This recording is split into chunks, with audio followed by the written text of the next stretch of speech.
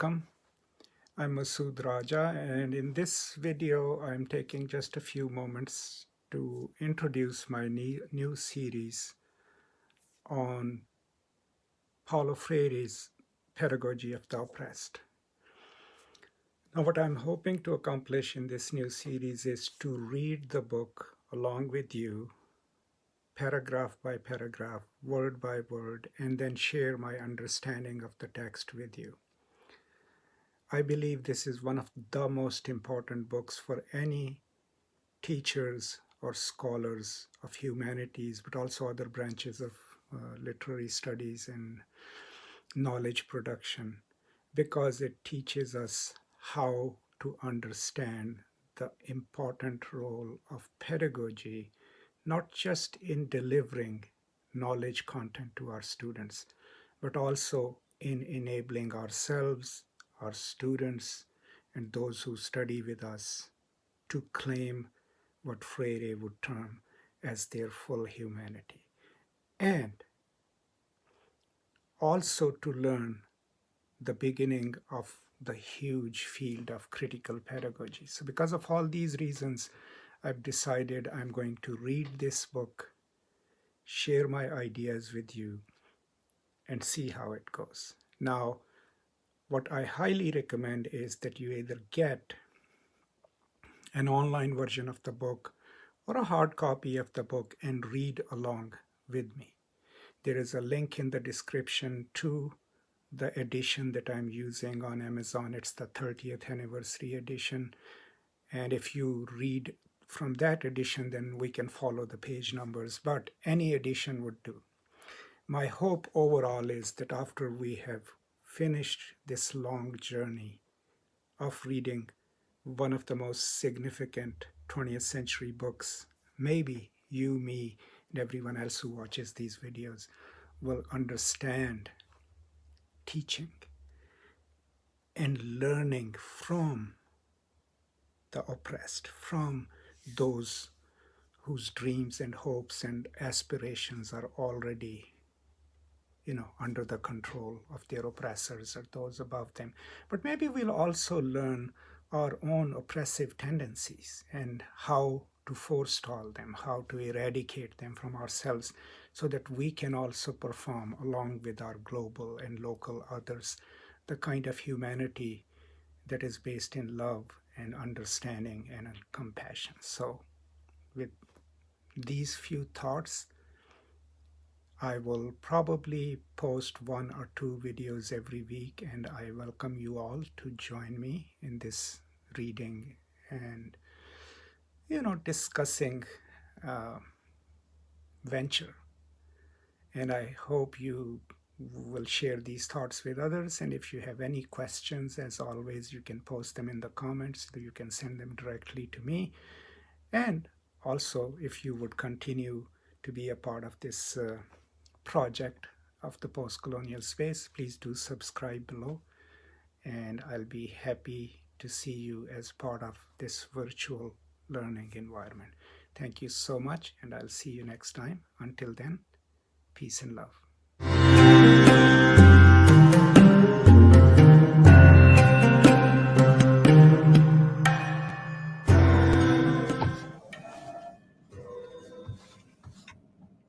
Hello. Welcome back. I'm Masood Raja, and today I'm starting with a very ambitious project. My project is to record chapter by chapter discussions of Paulo Freire's Pedagogy of the Oppressed. And I know it's a really ambitious project, but I thought there is a need to really engage with this book personally, but then also to make it available to as many people as possible through my YouTube channel. So if you're not subscribed to my channel, please make sure to subscribe at the bottom so that you can stay updated. But other than that, welcome, and come and join me in this journey, which I think is likely to be a very exciting journey. Now, a few points about how I plan to do it. So I don't just plan to do general discussions of the chapters. What I hope to do, and I hope you can stay with me throughout the process, is to read each chapter, put it on the screen and read it with you. And then in the process of reading it, add my insights and my ideas and my understanding, limited as it is, of Freire's work. Now, I am not giving you much of an information about Paulo Freire because I'm assuming, or Paulo Freire, because I'm assuming you already know of his significance. He was a Brazilian educationist, especially focused on the education of the poor and the oppressed, hence the title of his book, Pedagogy of the Oppressed. But I will add a few links in the description of these videos for you to go and read more about Freire's own life. Now, Freire is also considered as the father figure of what is now considered the field of critical pedagogy. So even though he does not use the term in the Pedagogy of the Oppressed. So that's the project, to sum it up, to read each chapter carefully, word by word, maybe line by line, and then to add some of my comments and explanations to it.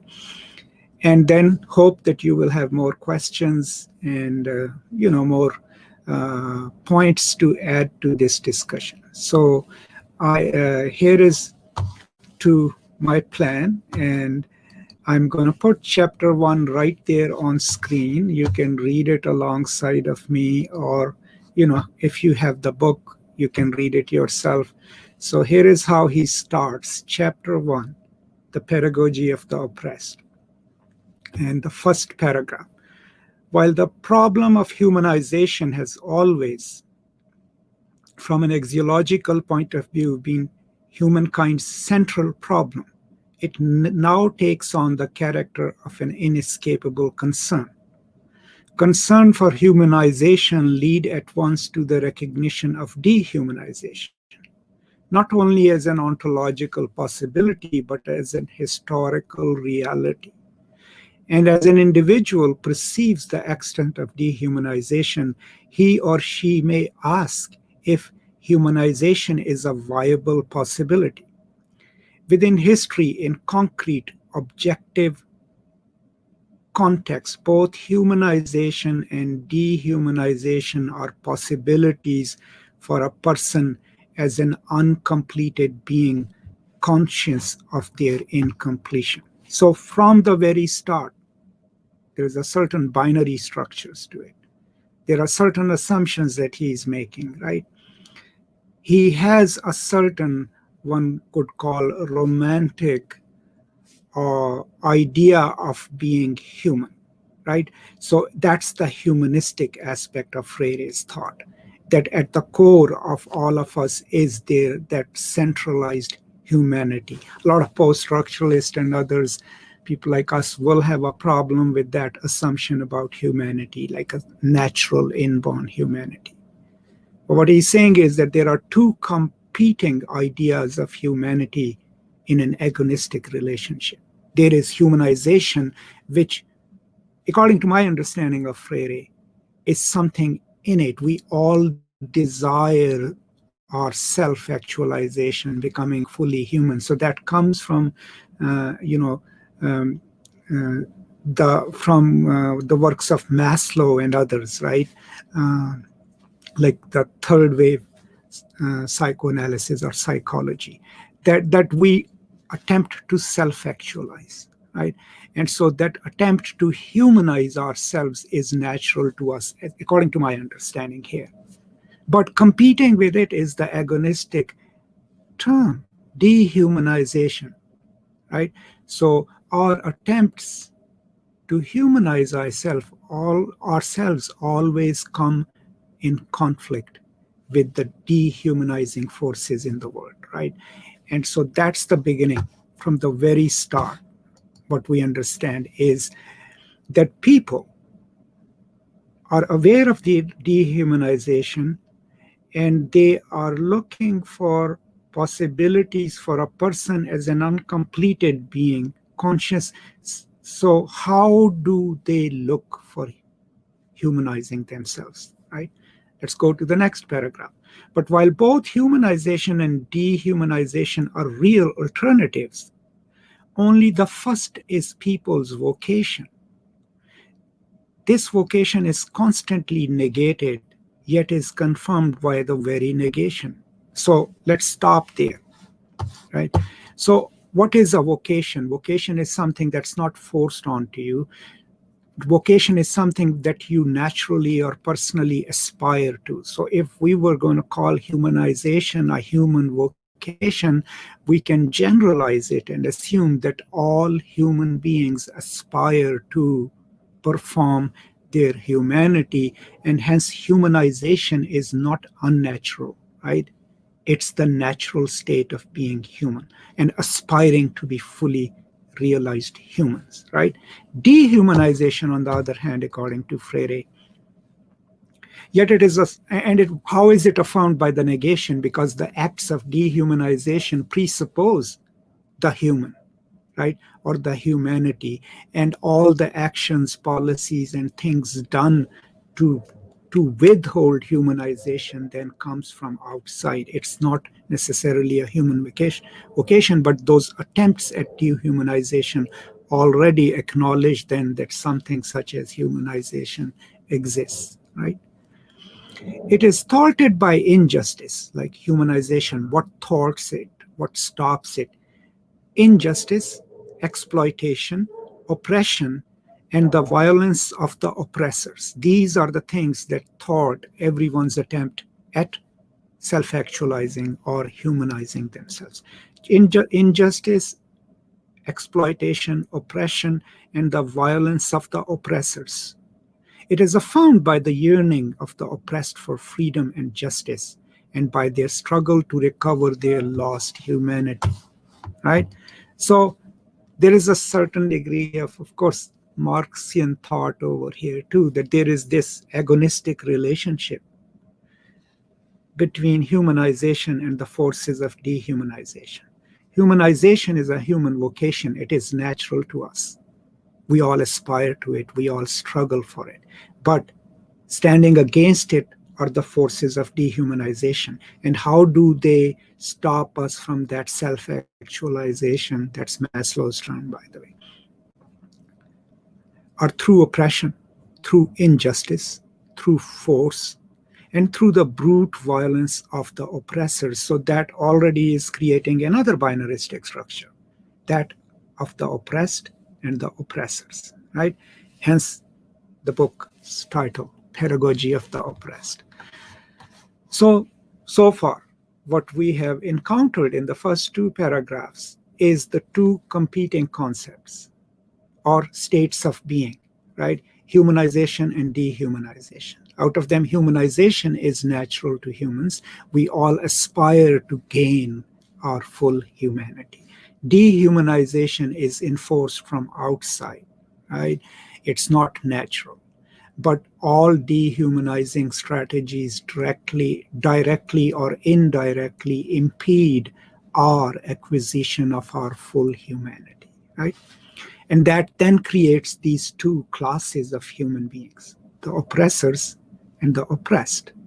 The oppressors are the ones who control the systems of injustice, systems of coercion, systems of exploitation that preclude the attempts by the oppressed to claim their full humanity, right?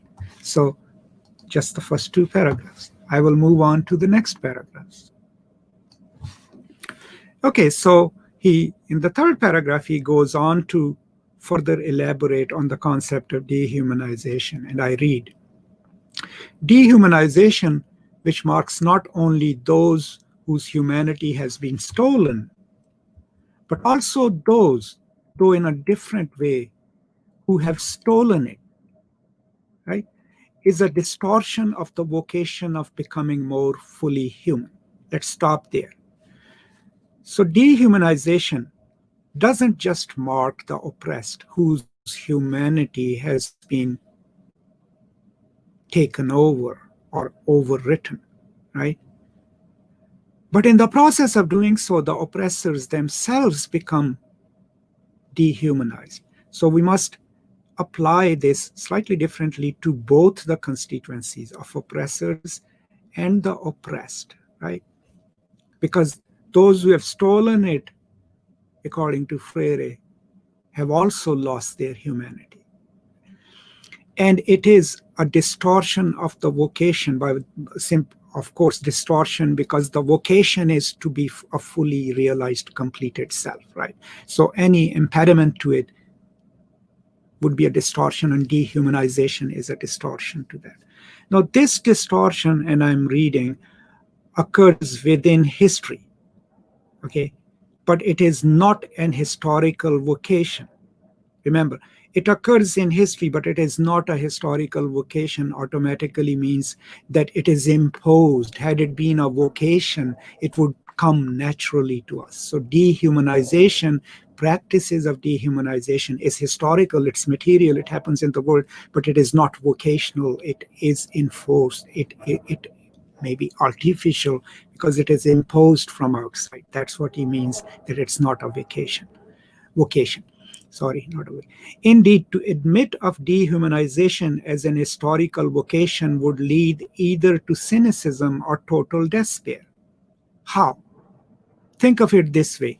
If we all thought, how many times you have heard it's an unfair world, right? And if we buy into that, then what we are saying is that the natural tilt of the world, the natural balance of the world is unjust. And if we accept such assumptions as natural, then of course we will become cynical, because we would realize no matter what we do, the world is going to be lopsided, it's going to be unjust. So that's what he means. That's why I've decided not to lecture on Freire, but to read Freire carefully, because every sentence here is loaded and carries deep meanings. So but it is not a historical vocation, because it is not natural. It is not what we aspire to. Dehumanization is imposed from outside. And if we buy into the idea that it is natural, then there is no hope for us, right? And that leads us to despair and cynicism. You might have met so many people in your life who believe, everything is futile because that's how the world is. That's what he means by it. The struggle for humanization, for the emancipation of labor, for the overcoming of alienation, for the affirmation of men and women as persons would be meaningless. So if we agreed that dehumanization is a natural historical vocation, then all the struggles for humanization and emancipation of the poor and overcoming of alienation would prove fruitless, because we have already acknowledged that this is how the world is, right? That's why he's clearly stating that while humanization is a historical human vocation, dehumanization is not. And it is important to keep that in mind, because then we can understand that dehumanization is a imposed structure, imposed intrusion into the natural aspiration and vocation towards humanity, right? This struggle is possible only because dehumanization, although a concrete historical fact, is not a given destiny, but the result of an unjust order that engenders violence in the oppressors, which in turn dehumanizes the oppressed. So let's stop there, right? So dehumanization is a process, is material. It has agents who impose their will on the oppressed.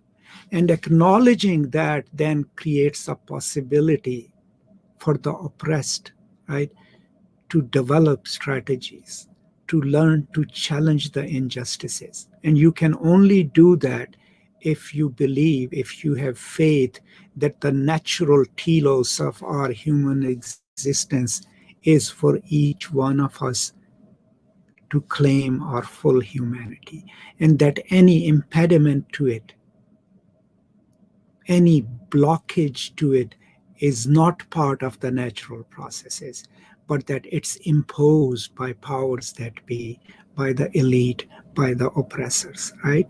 So just imagine we've just read 3 paragraphs, and this is what we have unpacked. And I'm at the back of my mind, I'm already thinking this is going to be a long series of lectures. But hey, you know, it's worth it. It's a beautiful text, probably the most important text in education. And let's give it the time, right? I don't know how long it would take. So I'm going to the next paragraph. Because it is a distortion of being more fully human, and it in this sentence is dehumanization, because it is a distortion of being more fully human, sooner or later being less human leads the oppressed to struggle against those who made them so, right? So because dehumanization is imposed from outside, sooner or later, right, the oppressed reach a point where they fight, right? Not to ask for favors, not to ask for, kindness and generosity, no, to claim their humanity, right?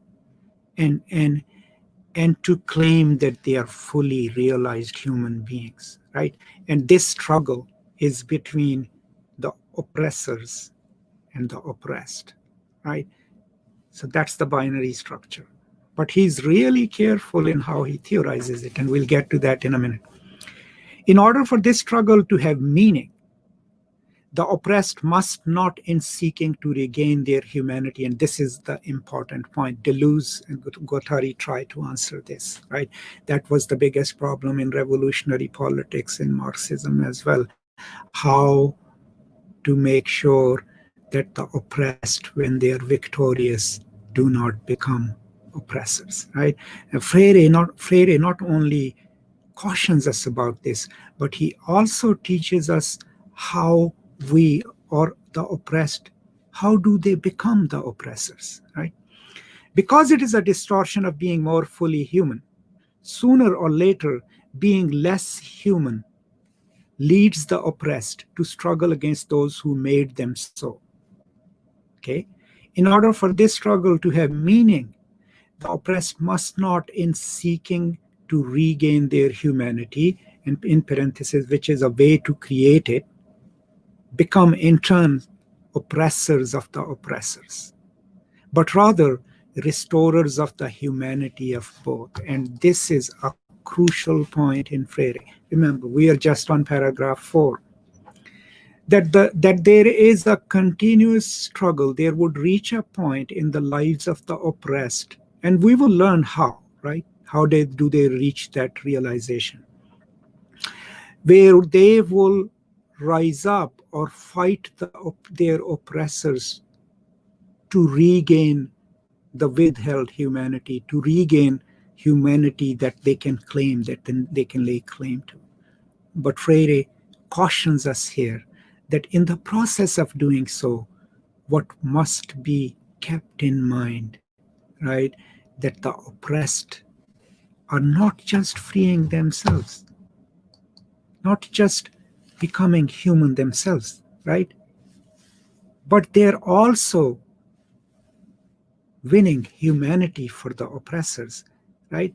And for this struggle to be meaningful, the oppressed have to be mindful of that they should in the process not themselves become the oppressors. Why is this crucial? I mean, think of it. The biggest revolutions we have had, the French Revolution, the Iranian Revolution in our contemporary times, the Maoist Revolution. What was the biggest problem of them? That they overthrew brutal regimes, but then they themselves became brutal regimes. And Freire is conscious of that, conscious of the fact that after you have won your battles, after you have eliminated your oppressors, acknowledge that in the process of dehumanizing you, They had become dehumanized themselves. And the only way to restore your humanity is to, first of all, not follow their example, but also help them regain their humanity. And that's a crucial lesson from Freire, but also of critical pedagogy, but also for revolutionary politics. Right? So, going on to the next paragraphs.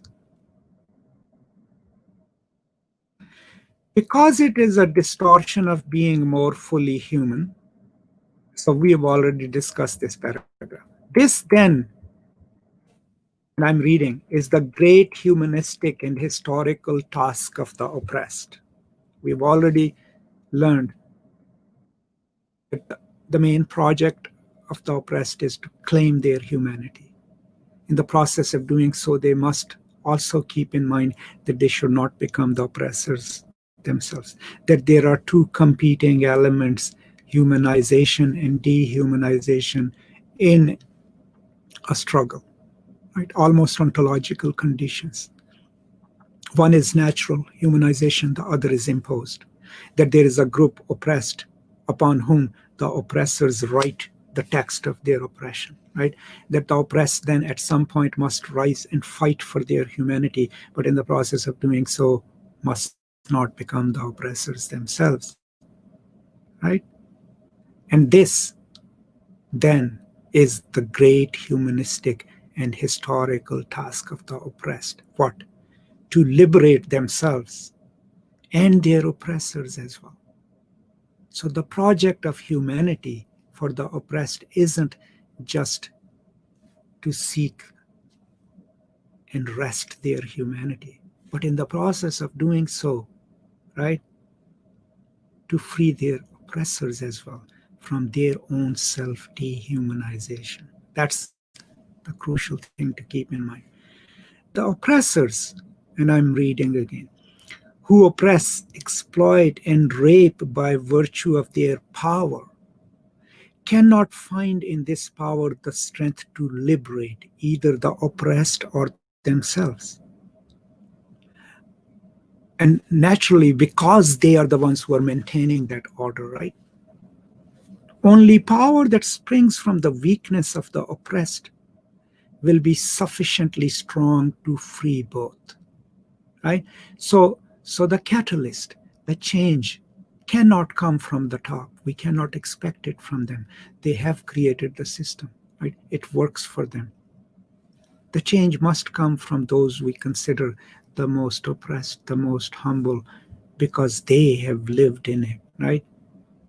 And they are the ones who will change the world, right? That is why it's pedagogy of the oppressed, right? And I read, only power that springs from the weakness of the oppressed will be sufficiently strong to free both. Any attempt to soften the power of the oppressor in deference to the weakness of the oppressed almost always manifests itself in the form of false generosity. That's your liberal humanism, the pragmatism of liberal humanism, where we are not trying to rewrite the system. We are not trying to change the system, but just extract some concessions from our oppressors, right? Trying to make them kinder, generous heart. That doesn't create true generosity, according to Freire. That creates what he calls false generosity, right? And what does he mean by that? Indeed, the attempt never goes beyond this. In order to have the continued opportunity to express their generosity, the oppressors must perpetuate injustice as well. An unjust social order is the permanent fount of this false generosity, which is nourished by death, despair, and poverty. That is why the dispensers of false generosity become desperate at the slightest threat to its source. Okay, my plan is to, uh, stop here, right? Uh, so what is he trying to say? That we cannot just ask for a little bit more of what our oppressors share with us, because that leads to what he calls false generosity. And for what is false generosity? Which says, okay, the system is going to stay intact, but we're going to give you 5 more leave days, and we're going to give you a little bit of overtime here and there. These extractions, these things that we extract through negotiations and others from the elite, from the oppressors, according to Freire, then creates what he calls the false generosity. And what the false generosity does is it gives us a little bit, it throws scraps to people, to the oppressed, but the main system stays intact. And unless the entire system of injustices is altered, right, we cannot claim our full humanity, right? That is his idea of false generosity. If you want to see the examples of it in the real world, look at any national project or anything else. I mean, look at United States of America, right? What kind of false generosity is at play? Oh, we'll give you workplace compensation, we'll give you job loss insurance, but at the end of, or we'll give you like $15 an hour a wage, right? But at the end of the day, the system still is unjust and lopsided. There are people with enormous wealth, wealth that they cannot even consume or use in their lifetimes. And then there are people who can't afford food, who can't afford health care, right? Now, false generosity and a fight for false generosity would be people who are oppressed to say, give us a little more of your scraps. What does it do? Nothing. It does not change the system. So the system of false generosity stays in place, right? Little things trickle down here and there, but that dichotomy of oppressor and oppressed stays intact, right? True generosity, which we will get to in the next lecture, would diminish that divide, right? So, I already am thinking this is going to be a long project, but the first 4 or 5 paragraphs of chapter 1 of Freire's that we have read, we have learned certain things. Here is what we have learned, right? That the true vocation of all of us is to seek full realization of our humanity, right? So humanization and dehumanization are these 2 competing agonistic forces in the world. Out of these, humanization is natural and vocational to our souls, to ourselves. Dehumanization is not natural, even though it's material and historical, but it's imposed from outside. And then there are then 2 classes, the oppressed and the oppressors. The oppressed at a certain stage in their lives as a collective or as individuals fight to regain their humanity. The oppressors, on the other hand, negate that, right? Freire's hope then is that in that fight to regain our humanity, we ourselves should be watchful and mindful and remember that the project of humanization is not just for ourselves, but we are also fighting to humanize our oppressors, so that when we are victorious and successful, we ourselves do not become oppressors. And that no amount of negotiating and give and take will change the system, because all it will create is a sense of false charity, false generosity. And what that does is it still throws the scraps to the poor and oppressed without changing their living conditions and without changing the balance of power, right? And then the next part, the next lecture, I'll continue on chapter 1, and we will move into true generosity. How is all this connected to the pedagogy of the oppressed then is, in order to theorize what kind of pedagogy can be liberating and freedom-giving. He is laying down his groundwork of what he understands as humanity, humanization, and the struggles within the given structures of power in which he was writing, but in which we still exist.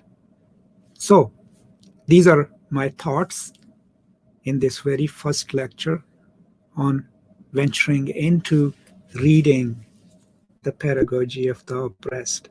I strongly recommend that you should read the book with me. And then if you have any questions, post them in the comments, send me an email. I'll be very happy to answer them. But thank you so much for joining me in this exciting journey. And as and when I have time, I will continue reading this book and talking about it and sharing my ideas, limited as they are, with you.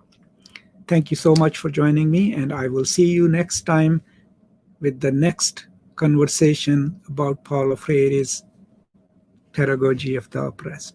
Until then, thank you so much, and as always, peace and love.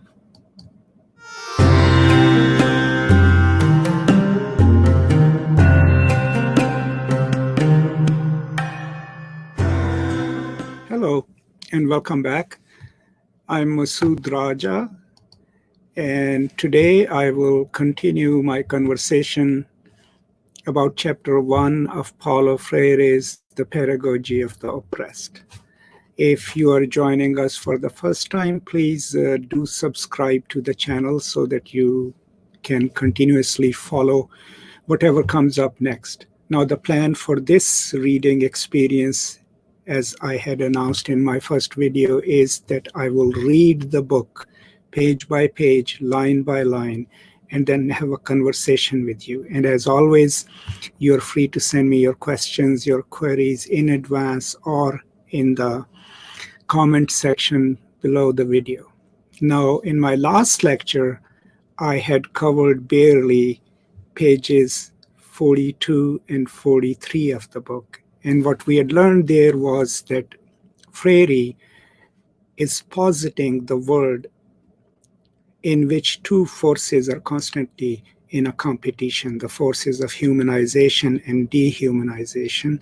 Out of them, the impulse to be fully human is natural, whereas dehumanization is something that is imposed from outside, and that gives us the binaristic structure of the oppressed and the oppressor. And then what he suggests is that the role of the oppressor is to fight to claim their full humanity, right? But in the process of doing so, also claim humanity or give humanity to their oppressors themselves. But also not fall for what he calls false generosity, and I had explained it. False generosity, in his words, is the kind of redemptive measures taken by the oppressing class just to appease the poor and the oppressed without changing the structural inequalities. Most of the things that we see, remedial things, give us $1,200 as a tax break, right? Or give us a little bit of time off, a few more dollars. What it does is it creates an aura of generosity, but at the same time, the unjust structures that create the world in which we live still stay in place. The purpose is to change that, right? That's where we are headed.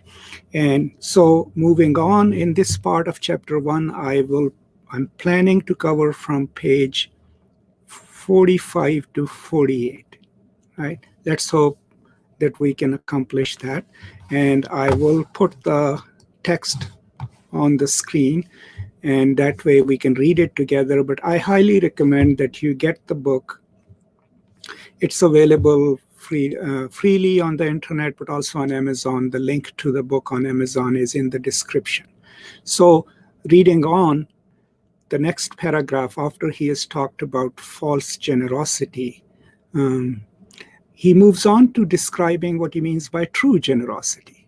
And what he says, and I read, is true generosity consists precisely in the fighting to destroy the causes which nourish false charity. Right? False charity constrains the fearful and subdued, the rejects of life, to extend their trembling hands. True generosity lives in striving so that these hands, whether of individuals or entire peoples, need to be extended less and less in supplication, so that more and more they become human hands which work and working transform the world. There are quite a few things that we learn from here. Okay, so false generosity or false charity makes the gestures of giving something to people, an individual or a whole nation, while maintaining the unjust and unequal structures of power intact. So if you look at the World Aid programs or aid being sent to countries in Africa, Asia, Pakistan, right? All of these are gestures of false generosity, and they also require the recipients, right, to be humble, to follow certain rules to receive the meager aid that they get, right? This is false generosity on two levels, right? One, on a collective level. One, because the recipients have to display a certain degree of humility and supplication to receive these funds. And two,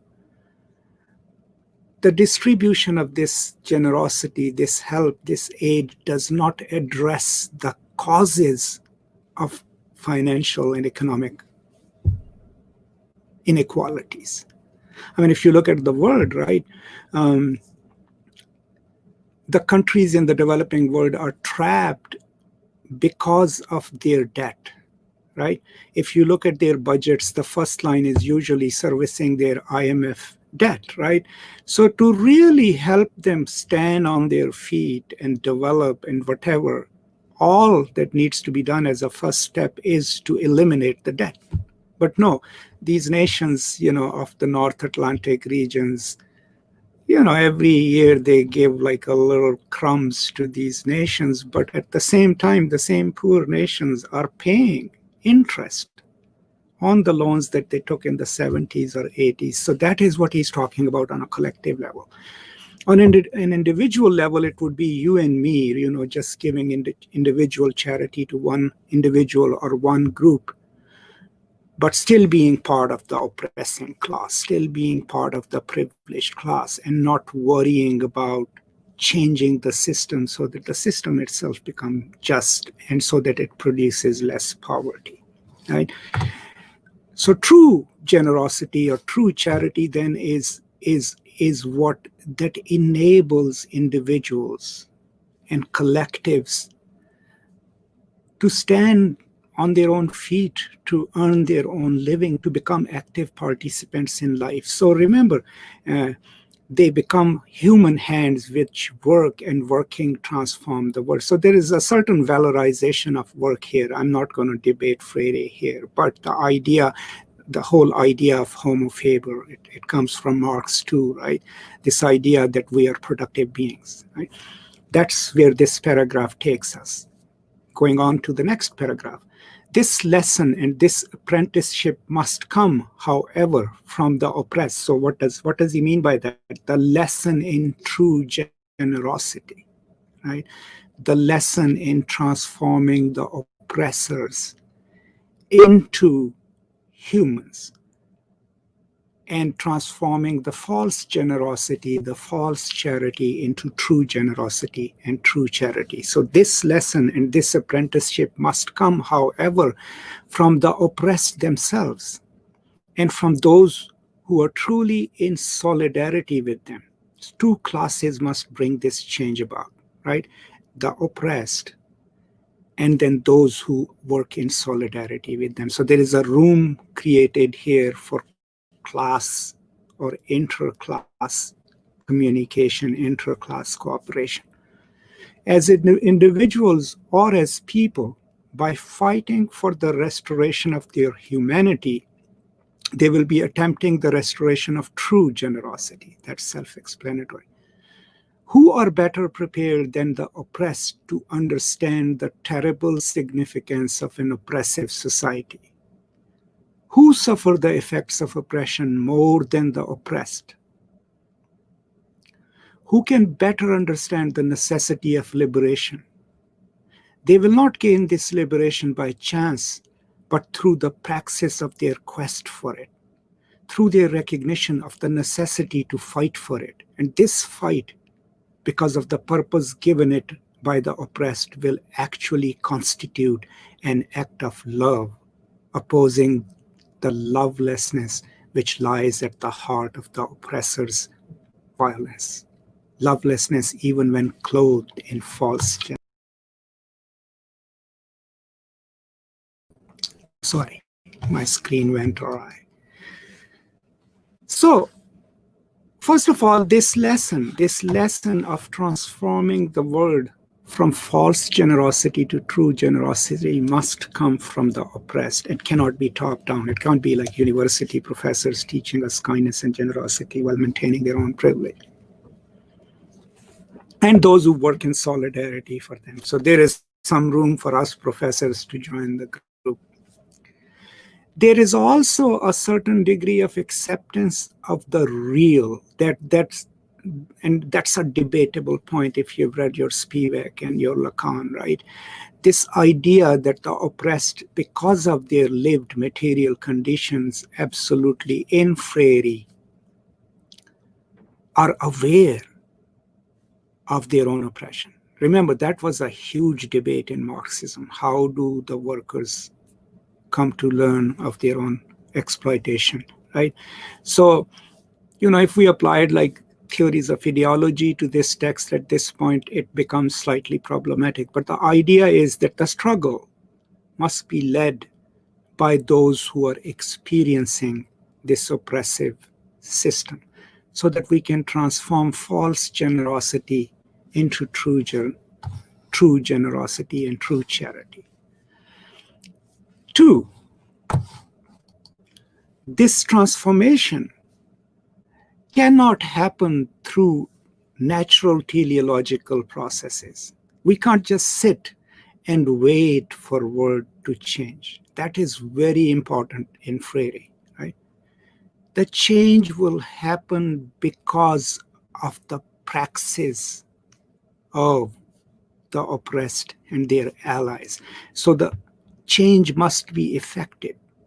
It will not happen by itself. And there is another part of the book where he describes it even more. But to keep in mind that the transformation from false generosity to true generosity must be led by the oppressed because they know the experience of being in that conditions. They have experienced those humiliations of every day and their allies.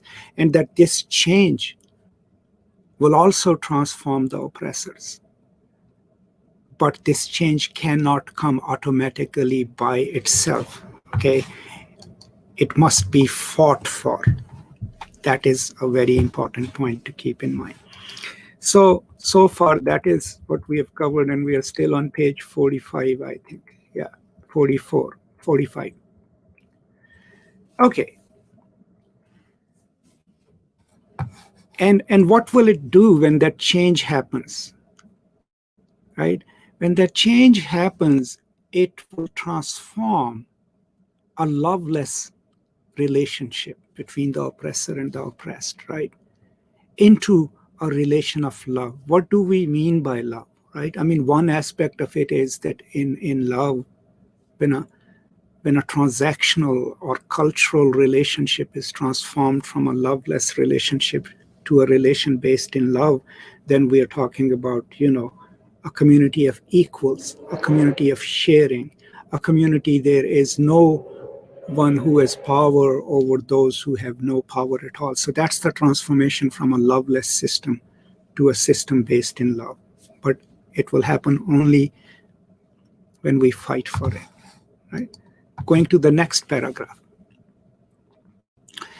But almost always, during the initial stage of the struggle, the oppressed, instead of striving for liberation, lend themselves to become oppressors or sub-oppressors. The very structure of their thought has been conditioned by the contradictions of the concrete existential situation by which they were shaped. Their ideal is to be men, but for them to be men is to be oppressors. Now, this is like a paragraph of extreme importance on so many levels. But the first level is, this is a materialistic explanation of how ourselves are formed, how we are shaped, right? So it's truly Marxian in that connotation, right? But the first instance in the struggle is to learn what constitutes being human. So in the early stages of a revolutionary movement or a transformative movement, what he's saying is that what ends up happening is that the oppressed, if they rise, right, what do they have to model their actions upon? What they have experienced, what they have observed. So if they are trying to overthrow a regime or a group, chances are they've already internalized the logic of its power. And that is what they will express, right? And that means that they themselves will become oppressive, right? Think of all the revolutions that we have seen in modern history. They do become oppressive regimes because people who have overthrown their oppressors then internalize the logic of same identity instead of questioning it. Instead of realizing what constitutes being human, they realize what constitutes being man, and the constitution of manhood or selfhood is modeled upon the model in which they existed before. So that's the first danger, right, in the struggle towards humanity, right? And he goes on. Okay, and because this was caused, this drive to become oppressors is caused because of their existential experience. And this is their model of humanity, I'm reading, this model of humanity in which you oppress another group. Right? This phenomenon derives from the fact that the oppressed, at a certain moment of their existential experience, adopt an attitude of adhesion to the oppressor. Under these circumstances, they cannot consider him sufficiently clearly to objectivize him, to discover him outside of themselves. This does not necessarily mean that the oppressed are unaware that they are downtrodden, but their perception of themselves as oppressed is impaired by their submersion in the reality of oppression. At this level, their perception of themselves as opposites of the oppressor does not yet signify engagement in a struggle to overcome the contradiction. The one pole aspires not to liberation, but to identification with its opposite pole. I'm going to stop here. So this is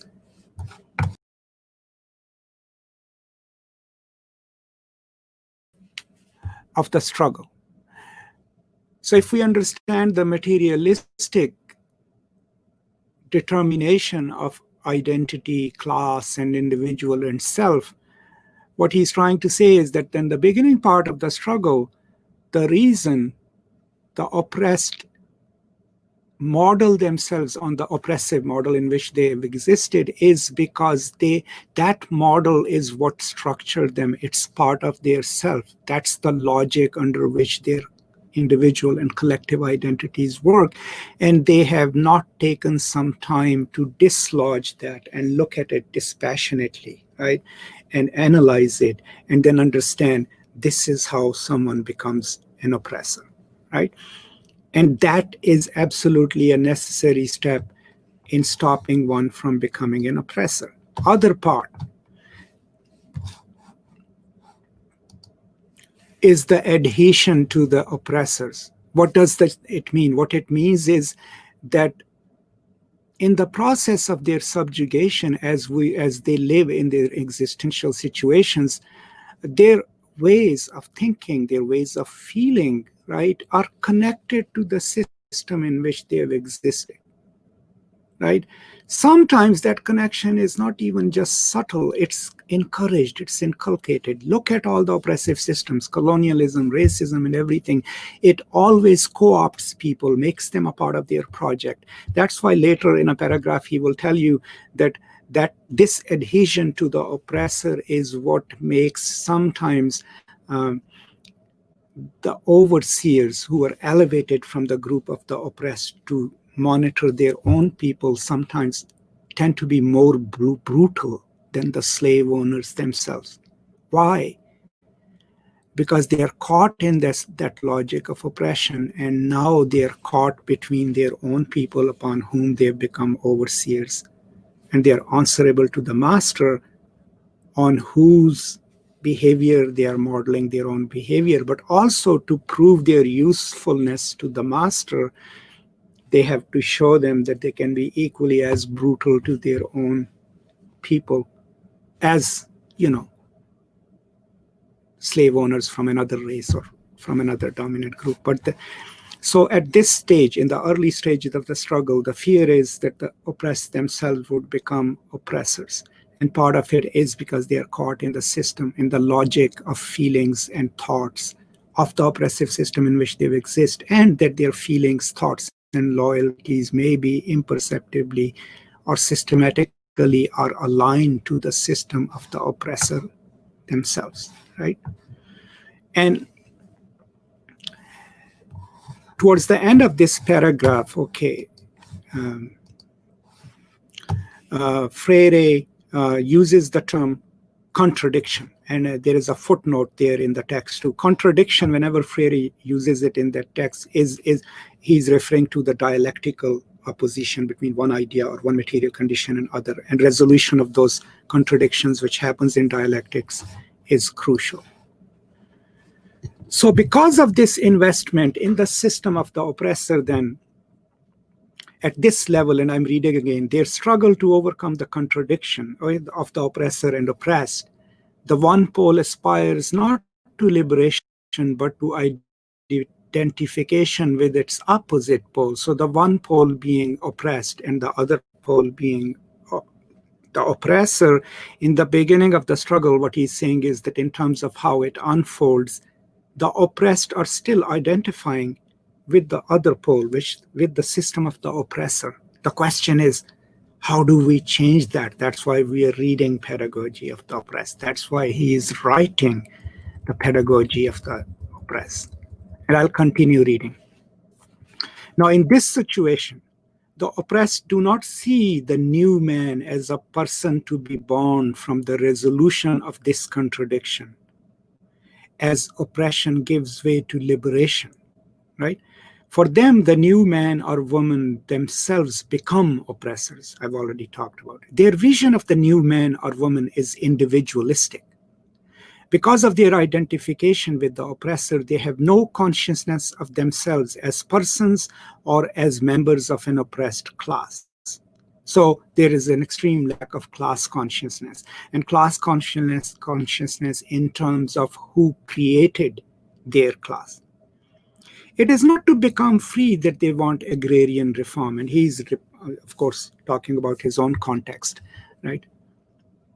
But in order to acquire land and thus become landowners. That's a very crucial point, right? So initially, if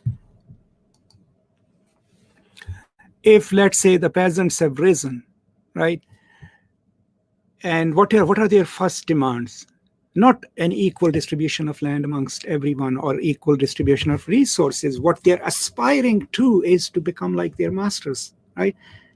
Individually, then they are fighting, okay, we should own land too. Think around the world where all these struggles of peasants and other peasants and others is going on. It's always pretty much, if it is non-revolutionary, asking for things that the people above them have. I mean, in the United States of America, what do we fight for? Better wages. Why? So that we can become middle class too, right? And it's individualistic, right? And it's not geared towards liberation, but geared towards make me part of the process too. And that is what he's talking about here, right? Their vision of the new, of whatever newness will come after changing the system, that vision is still based in the system in which they exist, in which there is an oppressor group and there is an oppressed group. And all they want to be is part of the group on the top, right? Okay, so it is not to become free that they want agrarian reform, but in order to acquire land and thus become landowners, or more precisely, bosses over other workers. It is a rare peasant who, once promoted to overseer, does not become more of a tyrant towards his former comrades than the owner himself. I've already explained it. This is because the context of the peasant's situation, that is oppression, remains unchanged. In this example, the overseer, in order to make sure of his job, must be as tough, right, as the master himself, right? Must be as tough as the master.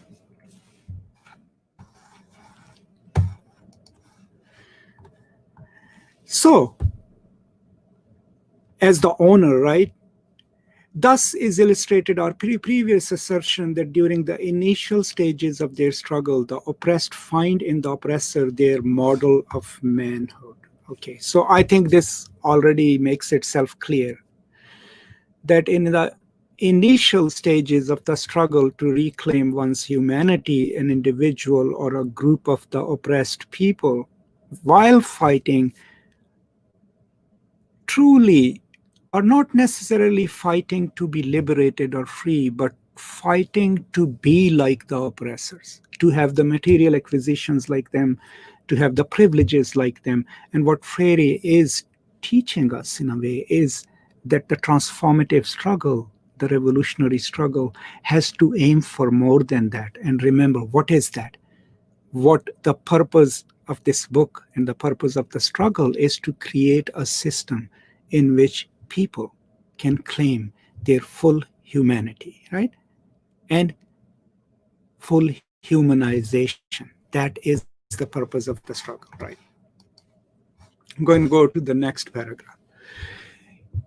And then he goes on, even revolution, which transforms a concrete situation of oppression by establishing the process of liberation, must confront this phenomena. Many of the oppressed who directly or indirectly participate in revolution intend, conditioned by the myths of the older order, to make it their private revolution. The shadow of their former oppressor is still cast over them.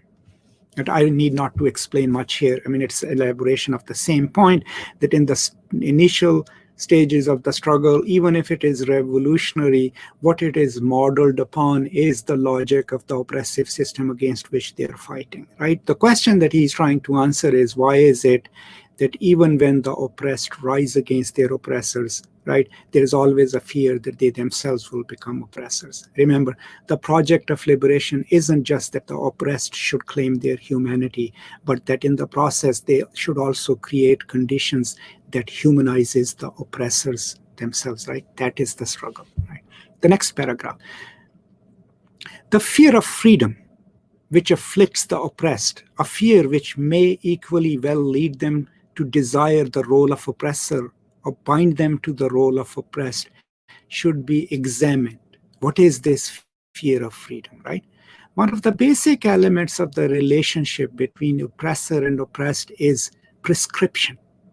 Every prescription represents the imposition of one individual's choice upon another, transforming the consciousness of the person inscribed into one that conforms with the prescriber's consciousness. Thus, the behavior of the oppressed is a prescribed behavior, following as it does the guidelines of the oppressor, right? So what is this fear of freedom? Let's check out that footnote, right?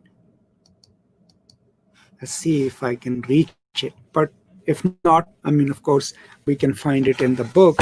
I have the book right here. Okay. And here is that fear of freedom. And this is Freire's note. This fear of freedom is also to be found in the oppressors, though obviously in a different form. The oppressed are afraid to embrace freedom. The oppressors are afraid of losing the freedom to the oppressed. The fear of freedom in the oppressed is, what is it? It is, what will we do if we upend the system, right? How will we survive in it? All those reactionary responses to any revolutionary or transformative movement is always the fear of freedom, is thinking that maybe we are not equipped for this. Maybe we cannot function without the system that we are trying to upend, all of it, but it is deeply internalized because they have had no experience of thinking or working on their own as individuals or as collectives. So part of the fear is the uncertainty itself, right? And then the fear of the freedom for the oppressors is obviously they're afraid, if the slaves get free, what might they do, right? Next paragraph. The oppressed, having internalized the image of the oppressor and adopted his guidelines, are fearful of freedom. Freedom would require them to eject this image and replace it with autonomy and responsibility. And that is the fear. I mean, how are we going to function, right? Freedom is acquired by conquest, not by gift. It must be pursued constantly and responsibly. Freedom is not an ideal located outside of man, nor is it an idea which becomes myth. It is rather the indispensable condition for the quest for human condition. So,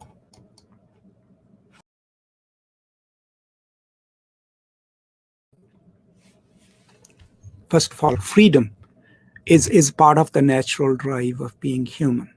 But it doesn't like float from the air and fall upon us. It must be fought for. And freedom here is not just physical, material liberation from the oppressed system, but the freedom of dislodging the system that has created our humanity, that has dehumanized us to a level where we can only function within the logical system, within the system of power instituted by our government. Think of it, how huge this thought is. If you look at end of colonialism, right? Materially, the colonizers left, right? But are most of the colonial, post-colonial nations free? No, because they are still caught in the economic and political web of power created by the former colonizers and the new ones, right? True freedom, then, would be when these nations are autonomous and free of the strings that pull at them, right? That would be true freedom. That would be true independence. And that is not just going to fall down on them, right? They have to fight for it. And that's what he's saying. In individual and collective terms, freedom doesn't happen by itself, even though it is an innate, according to Freire, drive towards humanity. It needs to be fought for, right? But because the oppressed have internalized the models, the idea of freedom imposed by their oppressed, as part of their psyche, that also needs to be dislodged, right? Rethought, rewritten, right? Let's go to the next paragraph. How do we dislodge this, right? So here we are. To surmount the situation of oppression, people must first critically recognize its causes, right? So if we want to understand unfreedom, we can't do that without understanding what causes it, so that through transforming action, they can create a new situation, one which makes possible the pursuit of a fuller humanity. But the struggle to be more fully human has already begun in the authentic struggle to transform the situation. Although the situation of oppression is a dehumanized and dehumanizing totality affecting both the oppressors and those whom they oppress, it is the latter who must, from their stifled humanity, wage for both the struggle for a fuller humanity. The oppressor, who is himself dehumanized because he dehumanizes others, is unable to lead this struggle, right? So, in order to understand then the state of their own oppression, people, the oppressed, must first think through it. What is it that is causing it? right? And this thinking through and this struggle must come from the oppressed, because they are the one at the receiving end of oppression. This cannot be led by the oppressors, even though in the process of this liberation to full humanity, the project is also to liberate the oppressors. But it cannot be done with the system that they have put in place. So the moment the thinking starts, right, and the praxis of change starts, right, it inaugurates this struggle to understand the nature of oppression, right? And realizing that the oppressive dehumanization of individuals or collectives cannot be accomplished unless the system in place is changed, right? And if that system is transformed or changed, it must be changed in a way in which the oppressors themselves then can learn humanity from those that they had dehumanized. That's the project, right, in this paragraph. Let's go to the next one. However, the oppressed who have adapted to the structure of domination in which they are immersed and have become resigned to it are inhibited from waging the struggle for freedom so long as they feel incapable of running the risks it requires. Moreover, their struggle for freedom threatens not only the oppressor, but also their own oppressed comrades who are fearful of still greater repression. When they discover within themselves the yearning to be free, they perceive that this yearning can be transformed into reality only when the same yearning is aroused in their comrades. But while dominated by the fear of freedom, they refuse to appeal to others or to listen to the appeals of others or even to the appeals of their own conscience.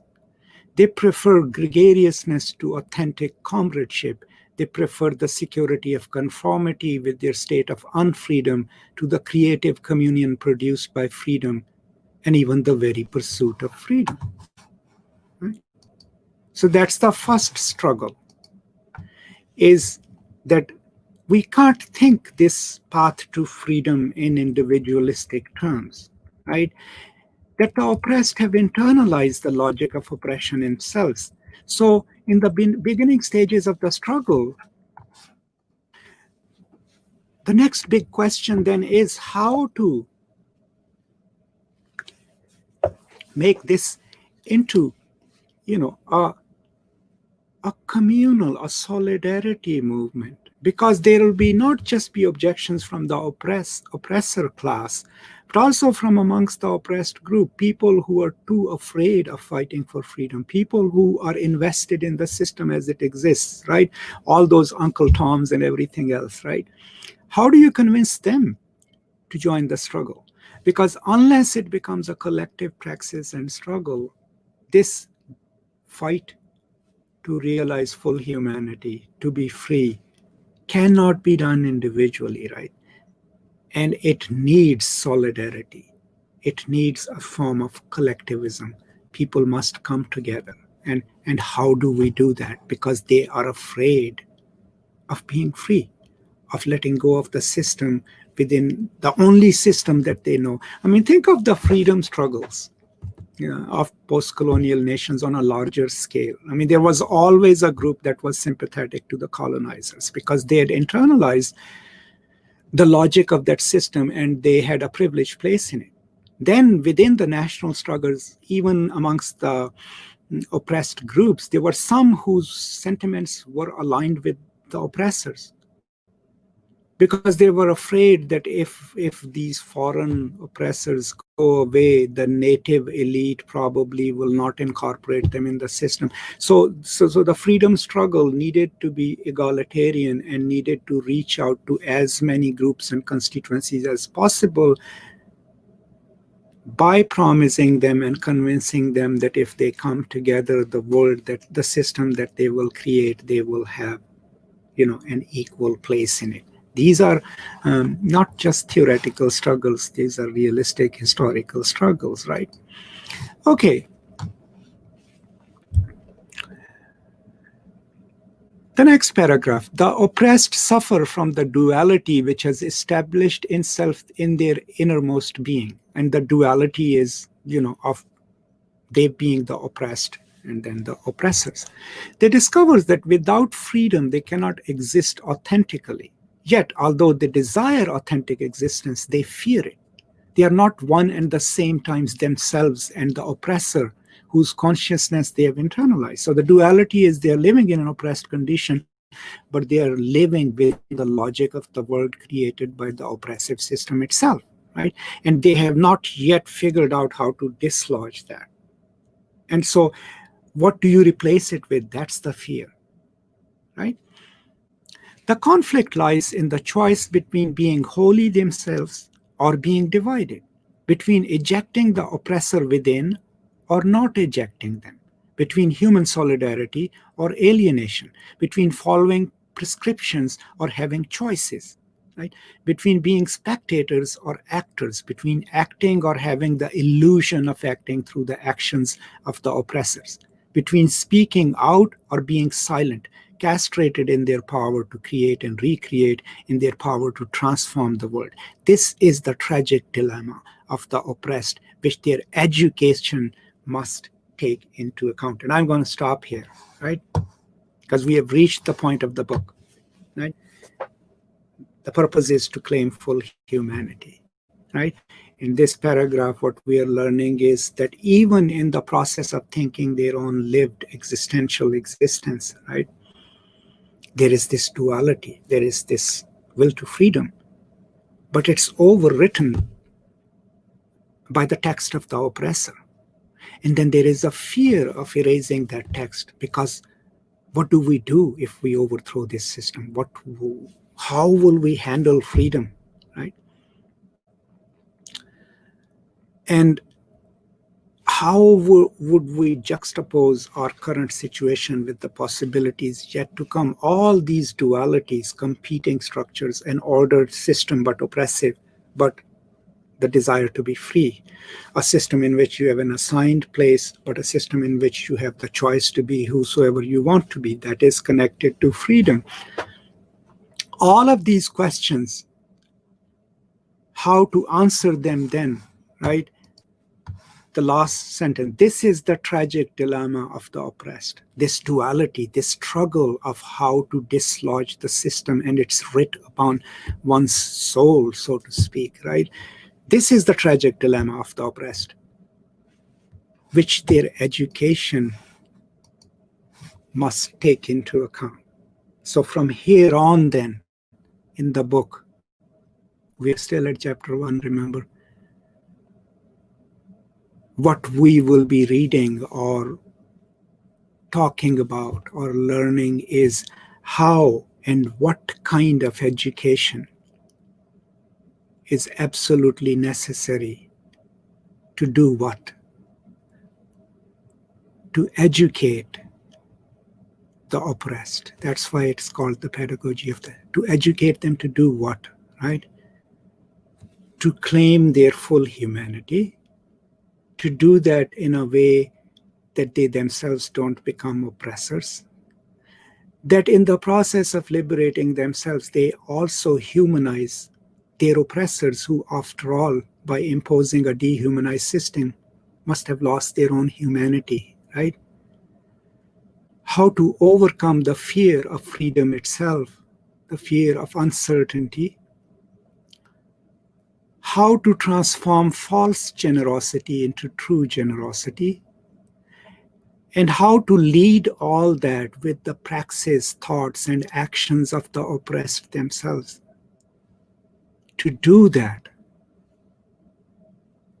we need a pedagogy that enables the oppressed to first and foremost dislodge or erase the logic that dictates the prescriptions of the text of the oppressive system that constrains their humanity, right? And from here on, then, Freire will move into his explanation of what would it take to develop that kind of the pedagogy of the oppressed. So I'm going to stop here today. It's already been a long lecture. Remember, we are still on chapter 1. We have only covered up to, I think, middle of page 48. I'll come back in a few days and continue this reading. It's going to be a long process, but I hope it is worth it, and I hope you enjoy it. I mean, how many times do we get a chance to read and talk about a book page by page, line by line? So thank you so much for joining me. And I hope you all are doing well in this pandemic. Stay safe. And as always, if you have any questions, concerns, comments, please post them in the comment section. Send me an email and I'll be happy to answer that. And thank you, as always, for joining me. And please do subscribe to the channel. So that's all I have today, and I will see you next time. Until then, stay safe and peace and love.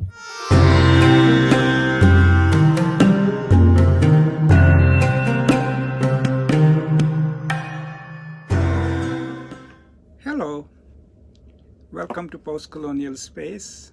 I'm Masood Raja, and in this brief video, I will continue my conversation on Paulo Freire's Pedagogy of the Oppressed. Thank you so much for joining me, and if you are not subscribed to the channel, please do feel free to subscribe so that you can stay updated. And if you are new to this lecture series, all you need to do is go into my playlists and then click on the playlist on Paulo Freire's Pedagogy of the Oppressed, and all the lectures would line up. This actually is the third part of my lecture on chapter 1. And now the process that we are following here is that I'm actually reading from the text, page by page, paragraph by paragraph, line by line, and hence talking about it.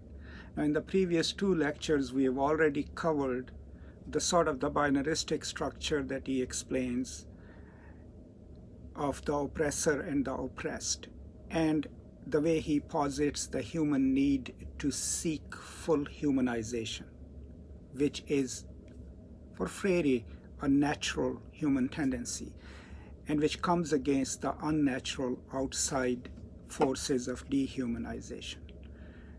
And in the process of struggling for that, what he also suggests is that the oppressed, first of all, need to become aware of their own oppression and their dehumanization. Then, as they struggle for their full, authentic, in his words, humanization, they also have to take into account that they are not just liberating themselves, they are also liberating their oppressors, because they are also dehumanized because they are dehumanizing other people. And where I had left the last chapter was on that instructive line, and that is where he's trying to explain how would such a praxis of liberation be possible? How would the oppressed know of their own oppression and figure out a method of liberating themselves? And that's where he says, and I'm reading, that the oppressed are caught in this duality. Part of their alliances, their aspirations are aligned with the oppressive system, but then they also have a desire to be free. And it is this duality that they are caught in. And this is the tragic dilemma, and I'm reading. This is where we had ended the last lecture. This is the tragic dilemma of the oppressed, which their education must take into account. So here is where he will now start talking about the pedagogy of the oppressed. Now you might have noticed that I'm recording on a different platform because the earlier videos had some problems. So I'm recording it through an app on my phone, which does not allow me to share screen, but I will be posting pictures of the text right here in post-editing. So by the time this gets to you, you probably can see the text that I'm reading, okay? So I will continue reading the next paragraph and then talk about it. This book will present some aspects of what the writer has termed the pedagogy of the oppressed. So that's writer, of course, is Freire himself. A pedagogy which must be forged with, not for, the oppressed. a pedagogy which must be forged with and not for the oppressed. And that's really crucial. So first of all, he's telling us this book will address this question of the pedagogy of the oppressed. But it is not a top-down pedagogy. It is not for the oppressed. It's not one of those recipes that we give to people. Here is how poor can change their lives. Here is how women can, be equal. No. This is not pedagogy for the oppressed, but with the oppressed. That is in solidarity with the oppressed, right? And that is crucial, that this pedagogy must be in solidarity with the oppressed and must also be informed by their experience, their thoughts and things that they themselves have discovered, right? And then in parentheses, whether individuals or people, right? In the incessant struggle to regain their humanity. So first of all, this pedagogy is the pedagogy of the oppressed. It is not for the oppressed. It doesn't come from top down, but it is with the oppressed. And it is in solidarity with their constant struggle to regain their full humanity. Cool. I continue reading. This pedagogy makes oppression and its causes objects of reflection by the oppressed. And from that reflection will come their necessary engagement in the struggle for their liberation. So another instructive line or sentence here, that this pedagogy, right, its object of study, object of reflection is the structures of oppressions themselves. But it's not Masood Raja sitting at his university reading the object, that's the structures of, no. As understood and reflected upon by the oppressed themselves, that's instructed. The insights must come from them. And from that reflection will come their necessary engagement in the struggle for their liberation. Okay? And in the struggle, this pedagogy will be made and remade. So this is the pedagogy of the oppressed. But it is a pedagogy of praxis. And that praxis is led by the oppressed themselves, their way of thinking about their own oppression. And it is informed by that. But it is also not fixed, because as the struggle develops, as the oppressed develop their ways of critically looking at the reality outside of them, right? The pedagogy must shift accordingly. So it cannot be a fixed system of pedagogy. No 10 lines of this is how to do pedagogy of the oppressed. So this is, I think, a crucial paragraph. Now, on a side note, I mean, those of you who have read your Foucault, your Derrida, the post-structuralist, even the post-structuralist Marxist, we are already having certain problems with the way Freire is using these vocabularies, right, of authentic self, right? The problem is, in the post-structuralist world, the question of the authentic self itself becomes problematic, right? If we know discourse and that we are overdetermined by discursive situations, even though Freire is clearly positing that the consciousness of the oppressed is structured by the structures of oppression in which they exist, to a level that they internalize the logic of that oppression and function accordingly. So it's not as simple, but keep that in mind.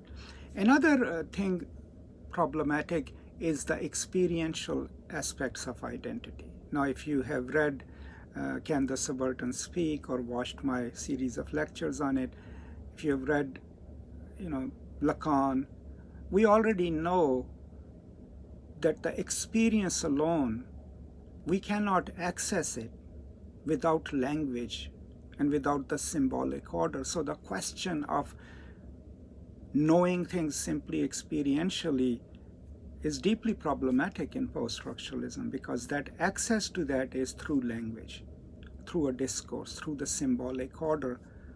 So then our access to the real, even what we are experiencing, is mediated through larger structures of ideology. And how do we get out of that?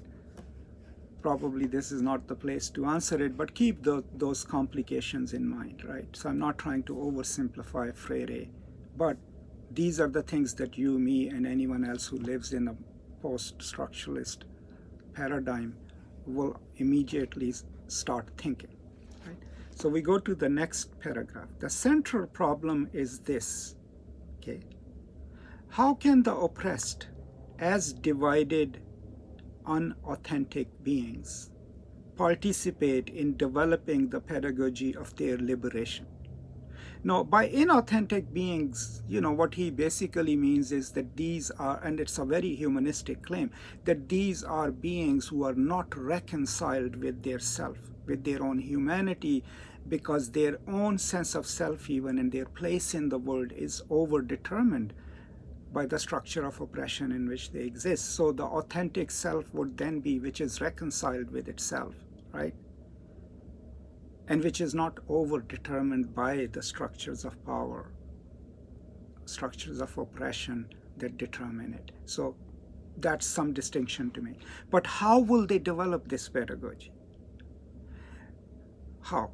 Only as they discover this themselves to be the host of the oppressor can they contribute to the midwifery of their liberating pedagogy. How? By first acknowledging that that oppressive system, the oppressor, it's not just outside of them, it lives within them, right? It's lodged within their self. So first recognition is then to question the very system of thought, system of reflection, the logical way of looking at the world. All of it is being seen from the point of view of the oppressor, because the oppressor, as we learned in the previous lecture, has been lodged into the consciousness. And this is very clearly also, like you can see that in, Marx's explanation of class, right?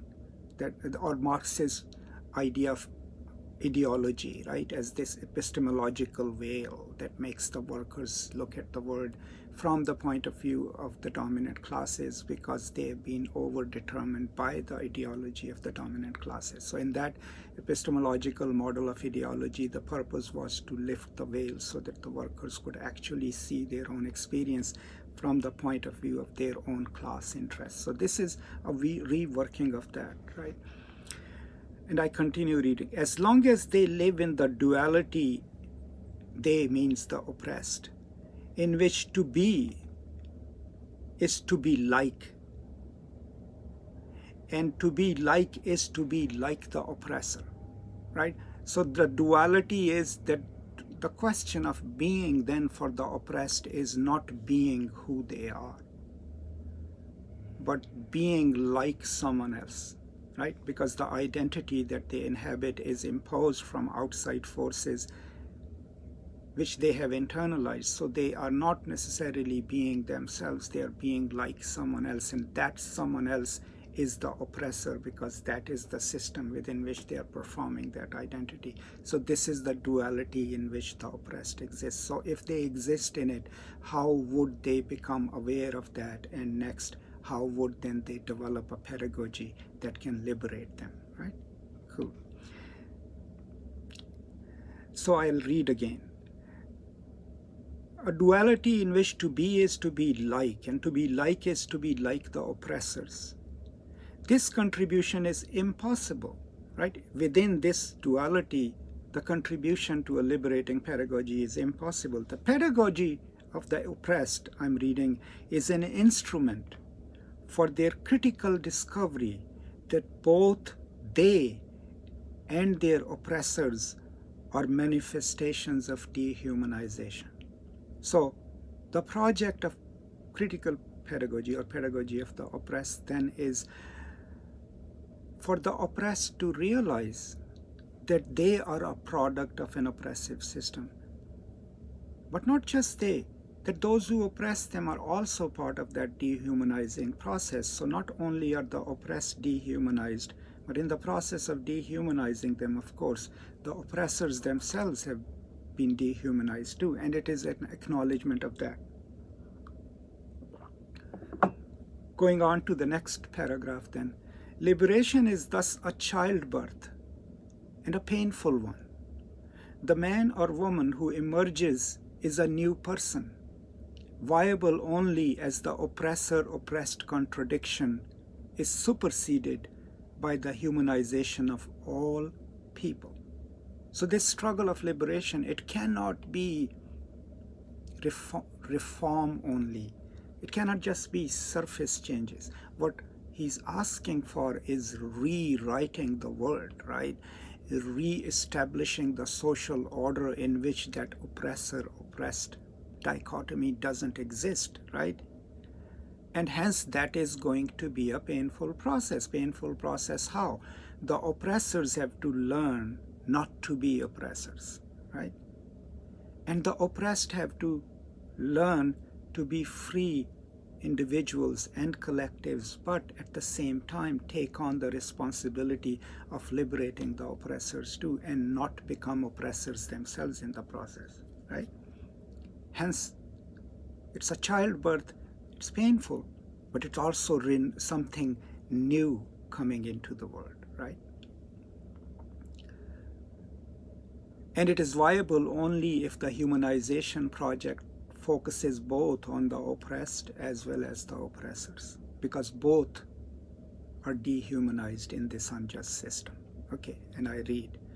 Or to put it another way, the solution of this contradiction is born in the labor which brings into the world this new being, no longer oppressor nor oppressed, but human in the process of achieving freedom. Right? So the true liberation then will come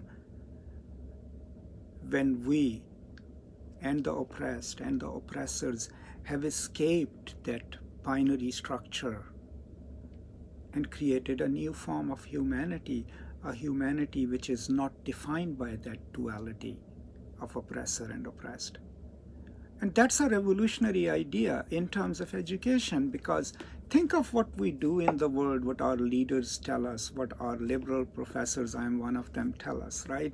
Every time we suggest something, we are suggesting surface changes. Be kind, be generous, right? While we live in an oppressive order, in an unjust world order in which, people die of starvation, disease, hunger, war, famine, and we are okay with it. We continue living and keep assuming that we are living productive lives. Mostly we liberals, right? Or leftists. I'm not even talking about conservative people. They have their own worldviews. But the idea is this new humanity will emerge only when the larger structures have been altered to a point where the dichotomy, the duality of oppressor and the oppressed no longer exists. And that is the function of pedagogy of the oppressed. And that pedagogy will be led by the oppressed, right? Keep that in mind. Going to the next paragraph. This solution cannot be achieved in idealistic terms. In order for the oppressed to be able to wage the struggle for their liberation, they must perceive the reality of oppression not as a closed world from which there is no exit, but as a limiting situation which they can transform. Okay, first of all, it cannot just be idealistic terms. We can't just write papers about it and discuss it. No, it has to be a praxis, right? And in the process of thinking the liberation, the oppressed must learn to think that this is not something that they are destined to be in, that the world is not immutable, right? Or that the world is not always like this. I mean, the possibility of liberation absolutely depends on this hope and this belief that whatever injustices exist in the world, whatever system exists in the world, it can be changed, it can be transformed, right? So that possibility of change has to be part of this praxis, part of this pedagogy, right? And the first way of thinking about it is to think critically about a system, but also believe that it can be changed. Now think of it this way, how does it apply in our own lives? I have encountered so many people in my life, highly educated people. They work within a given system, right? And within that, they perform their activities, evaluate their peers, right? write reports on the people who work for them. But have you noticed how many of them actually question the very practices that the system encourages or forces them to do? No, most of us usually follow a given system of rules and function in, and our energies are mostly spent on enforcing those rules. Very few of us actually go out and think the system itself and talk about whether it's a just system or not.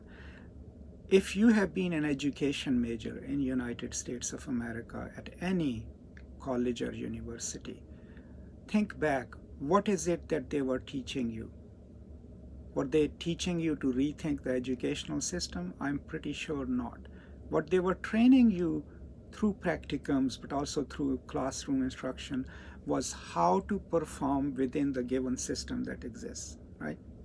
The question here is, we have to go a step beyond. The oppressed must internalize this idea that the system in which they exist is not immutable. They already know it is imperfect, and only then that system can be transformed. And that perception is absolutely necessary, so that the system can be changed and transformed, right? And I go on and read more. This perception is a necessary but not a sufficient condition for liberation, right? This idea that the system must be changed and transformed, it is necessary, but it does not cover everything. It must become the motivating force for liberating action, right? Nor does the discovery by the oppressed that they exist in dialectical relationship to the oppressor as his antithesis, that without them the oppressor could not exist, in itself constitute liberation. Now, this is a brilliant insight. So the relationship between the oppressor and oppressed is dialectical. And if you have read your Hegel, you already know there is a thesis and its other is the antithesis, right? The thesis goes and seeks its own antithesis, consumes it, and creates a synthesis which becomes a new thesis, right? That voracious ego, Hegelian ego.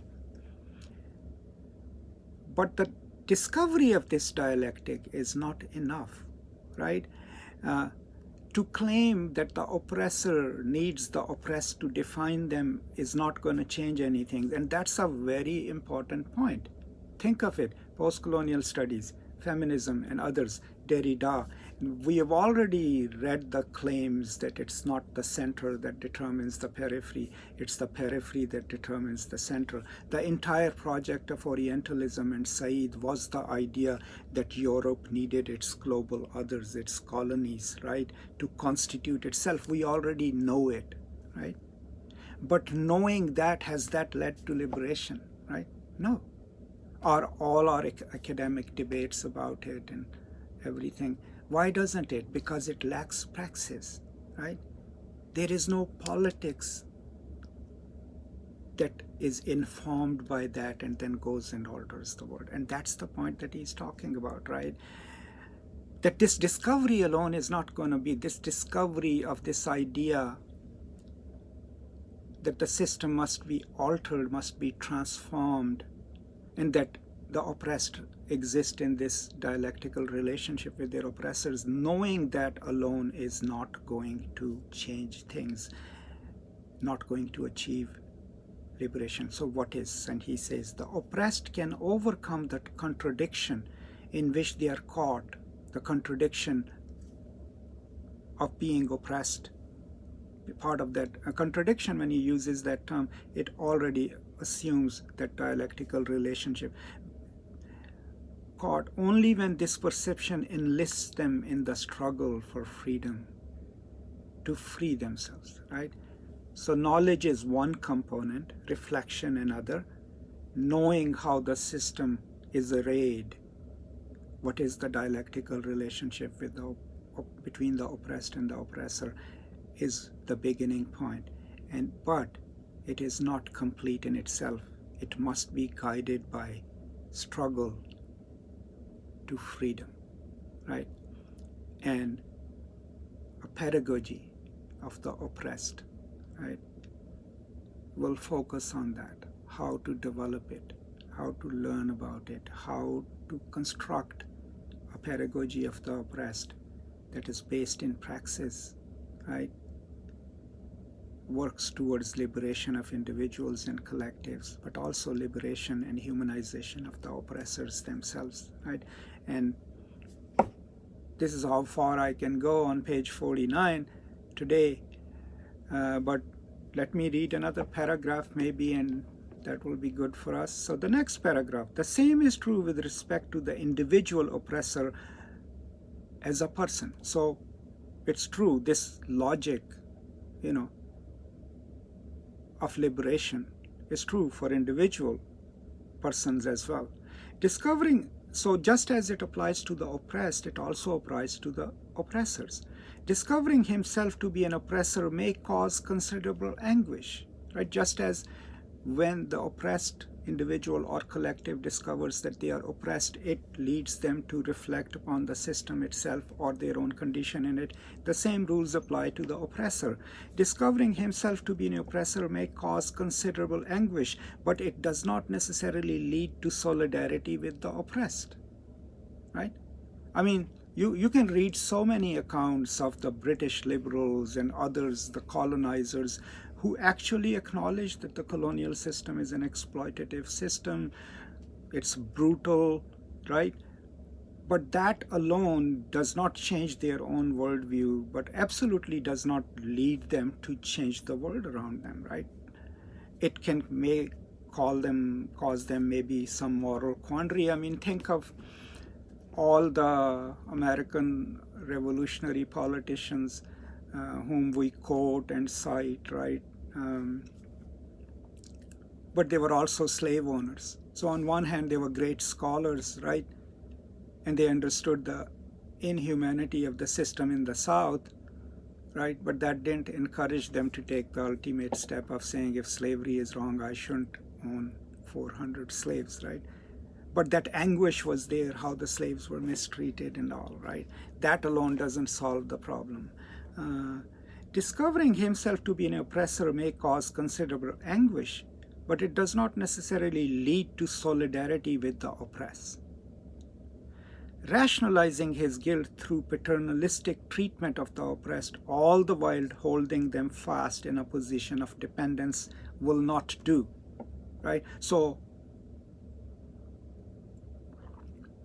all these people in powerful positions, right, who continue talking about the poor and how they need help, right, and then keep criticizing their own privileged position, that doesn't accomplish anything unless they work in solidarity with the oppressed to change the system in which they inhabit the place of the oppressor, right?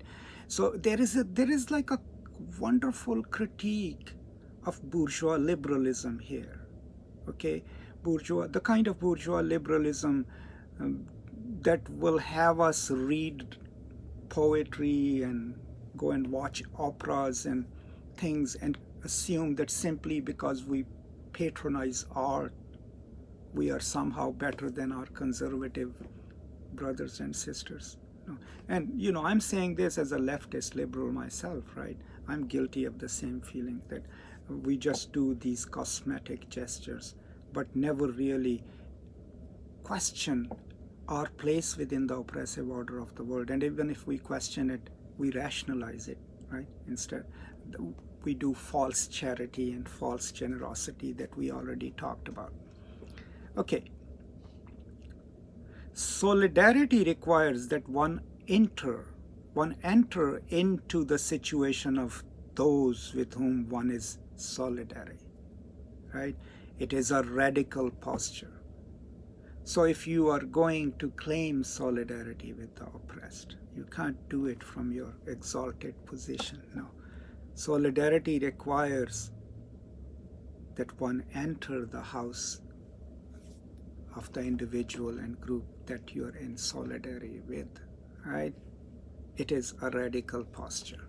It's not something that we do in our drawing rooms. It's to stand with, enter the world of the oppressed and stand with them. Think of it, the the early abolitionist movement, right? These people were privileged, they were white, but when time came, right, some of them actually went and stood with the slaves, right? That kind of solidarity is what he's talking about.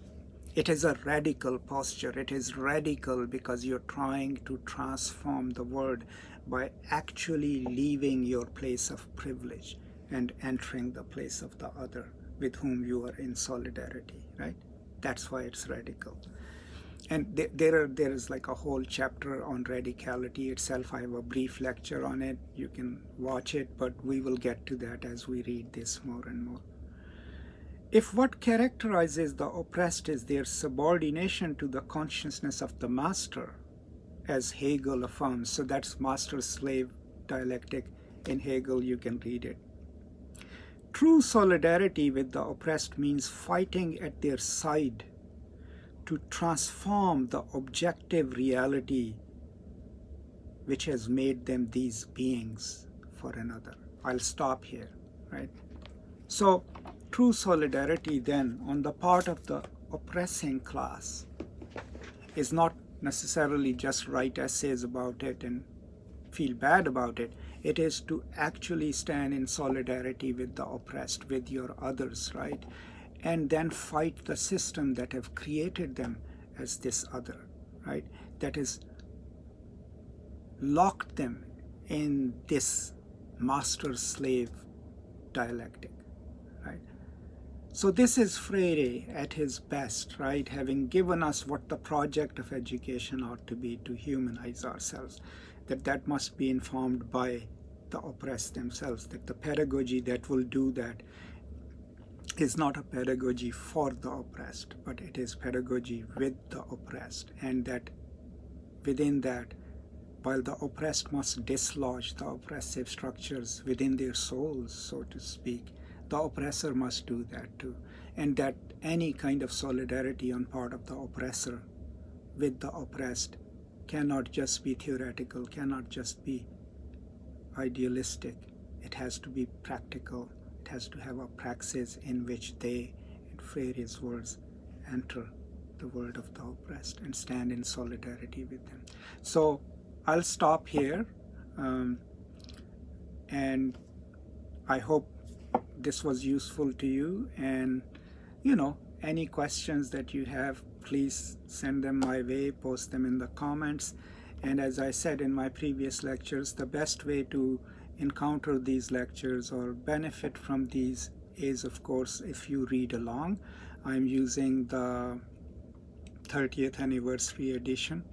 Right now we have covered only up to page 49, and I'll continue to the next pages of chapter 1 in my next lecture. Until then, if you have any questions, send them my way. And as always, I'm grateful that you're part of my life virtually through this medium, and I hope you're all staying safe, and I hope to see you next time. If you have a moment, please do subscribe, and other than that, stay safe, and until the next time, peace and love.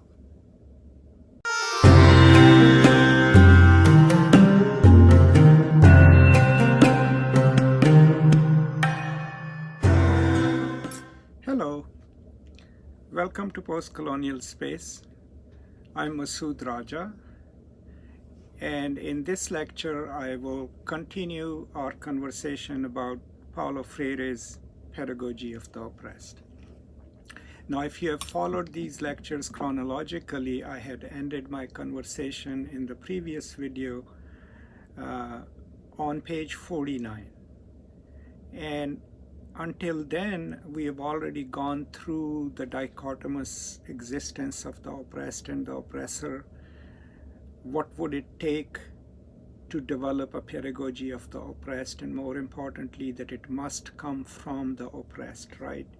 And in the last paragraph that I discussed, I will go through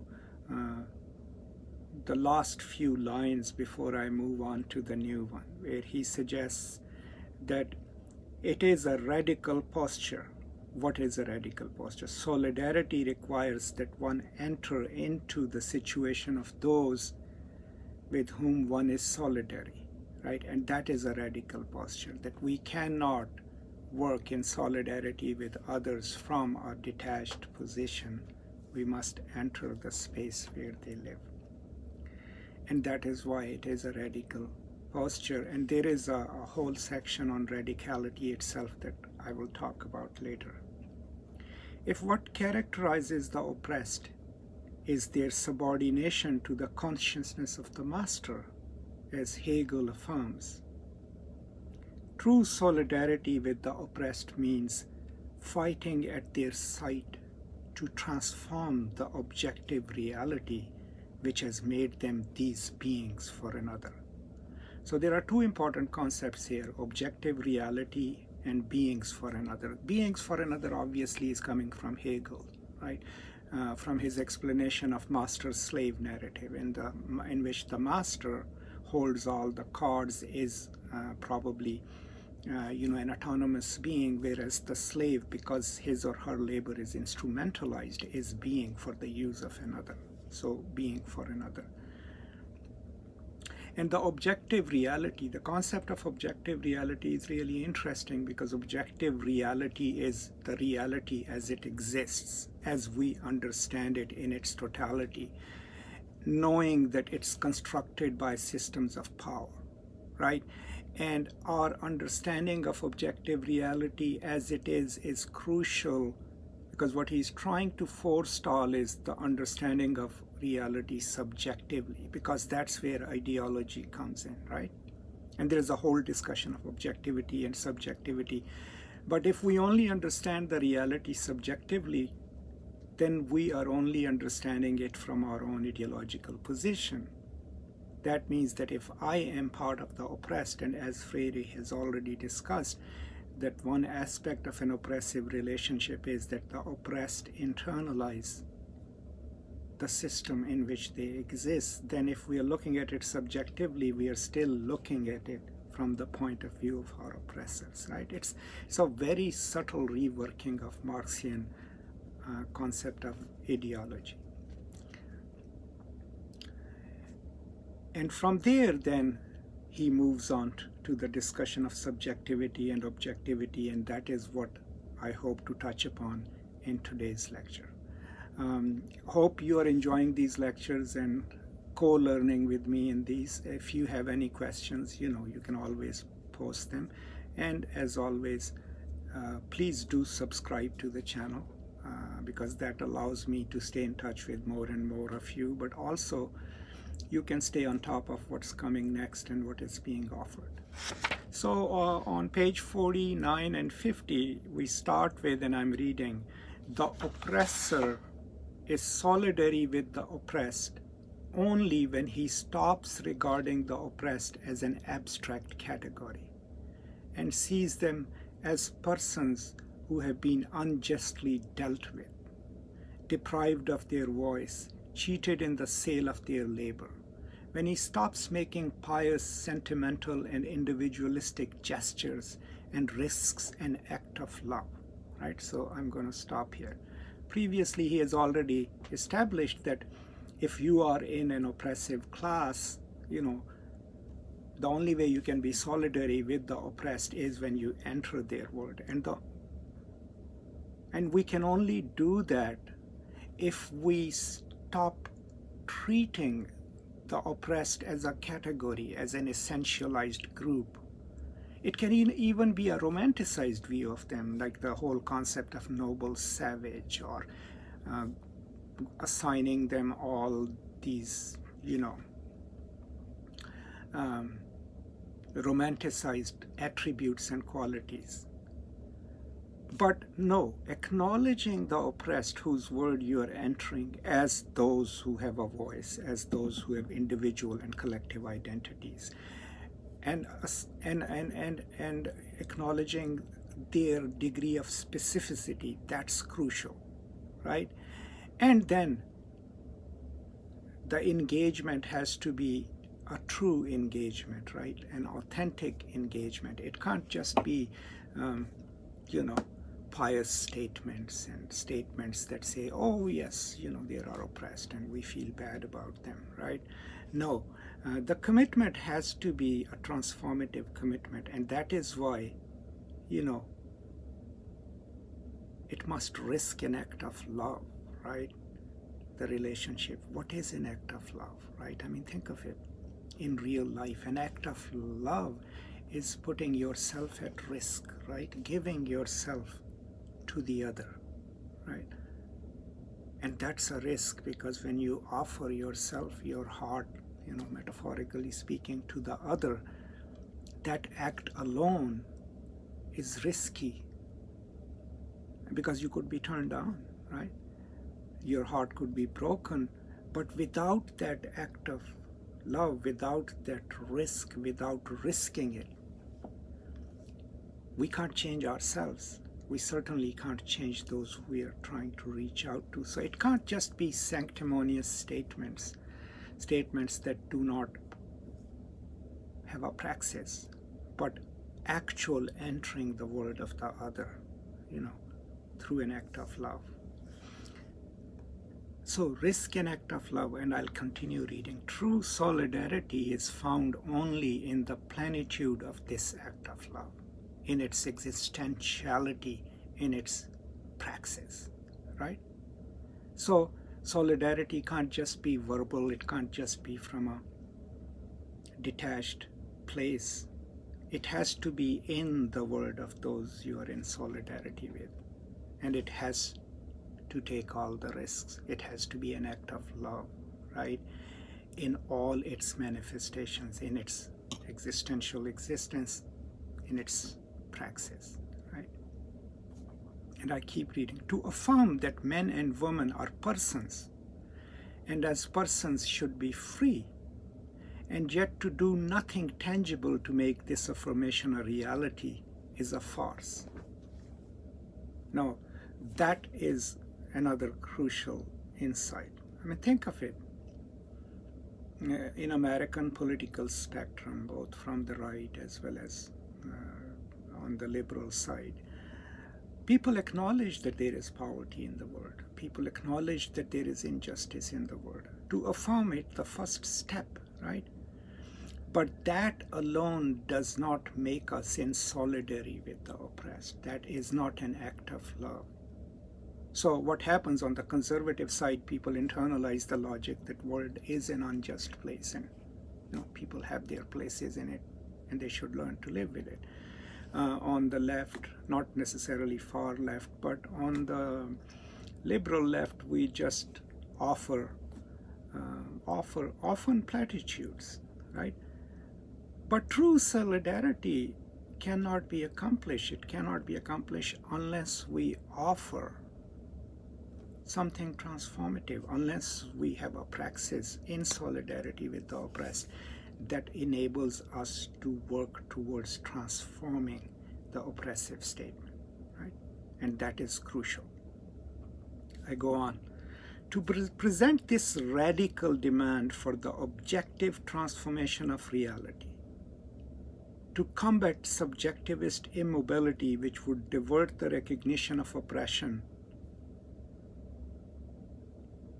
into patient waiting for oppression to disappear by itself, is not to dismiss the role of subjectivity in the struggle to change structures. Okay, so to transform the objective reality, okay, objective reality, the real, that it exists, that you, me, and everyone else can access and point out, here is what is unjust about it, right?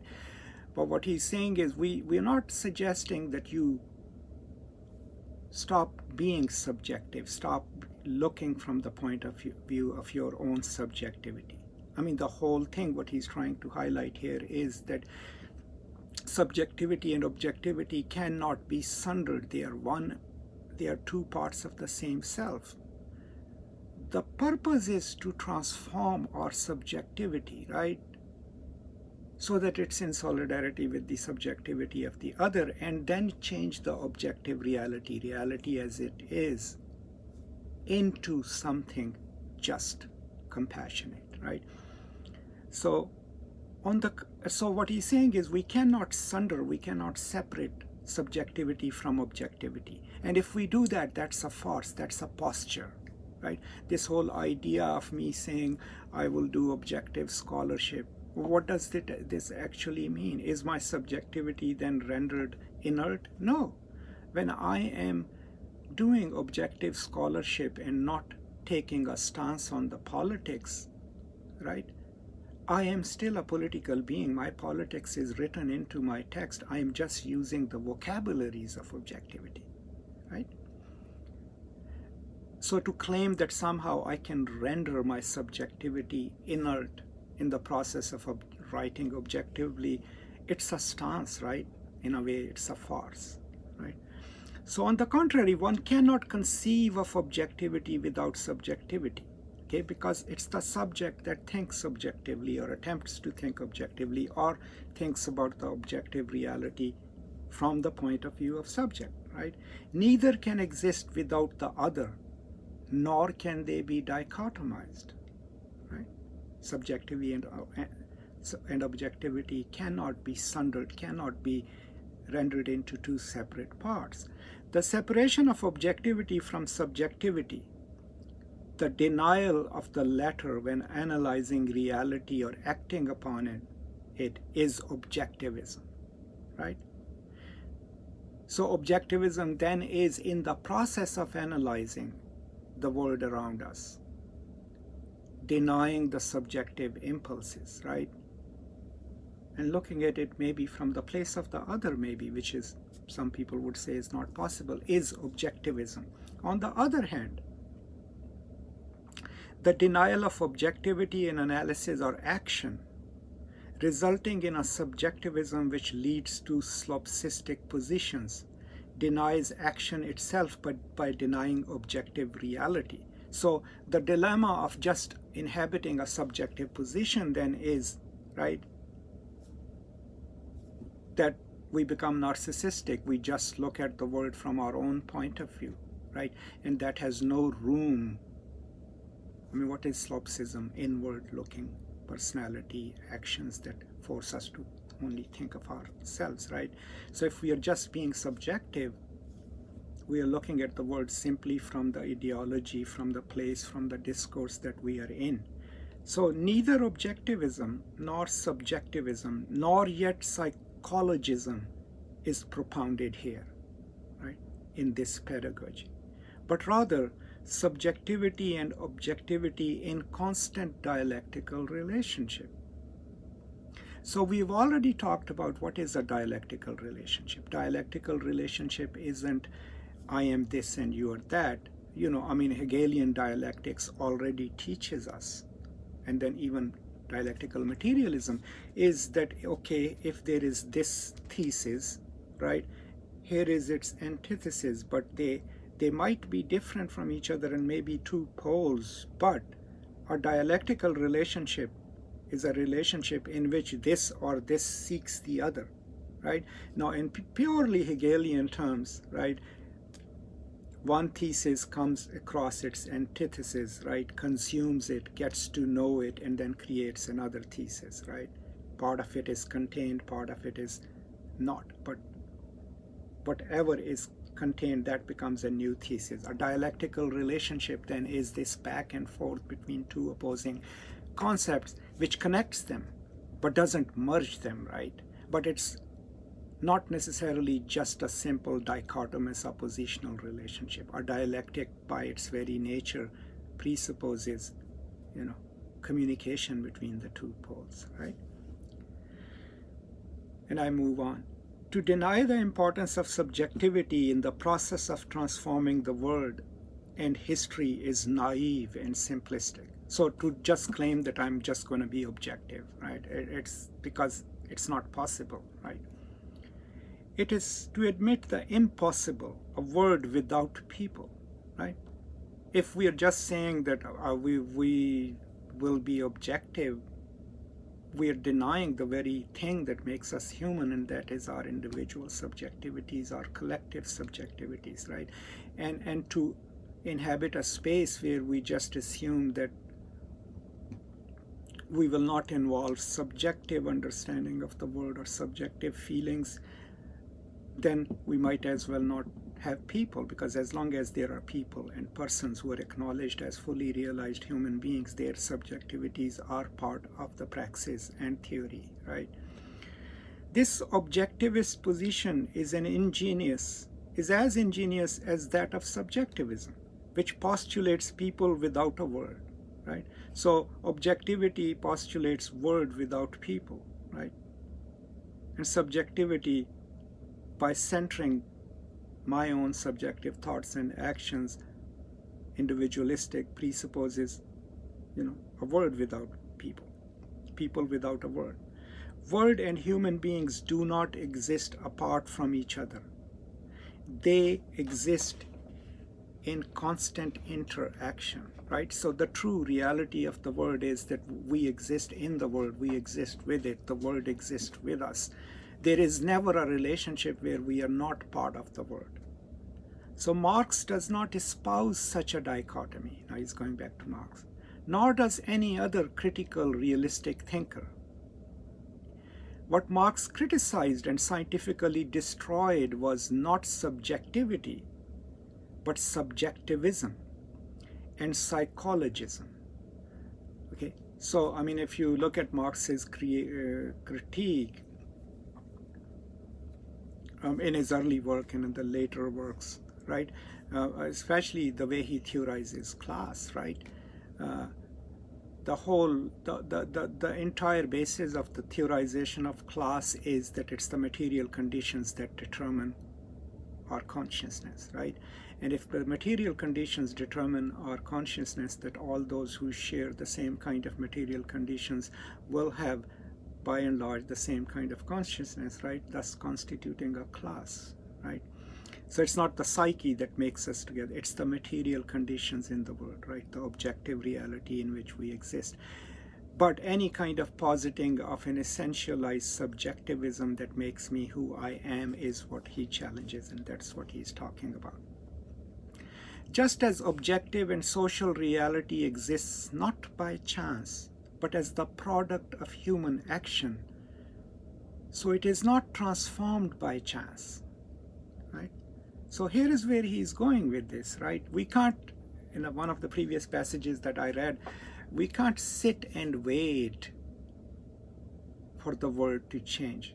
That teleological view of history, where all, if we internalize this logic, that somehow if we sit and wait and keep doing our little labors here and there, the world will change, right? I've heard people use this argument. I was in a discussion panel with a colleague of mine from another department, and she kept using the term marketplace of ideas, right? Her idea was evolutionary, right?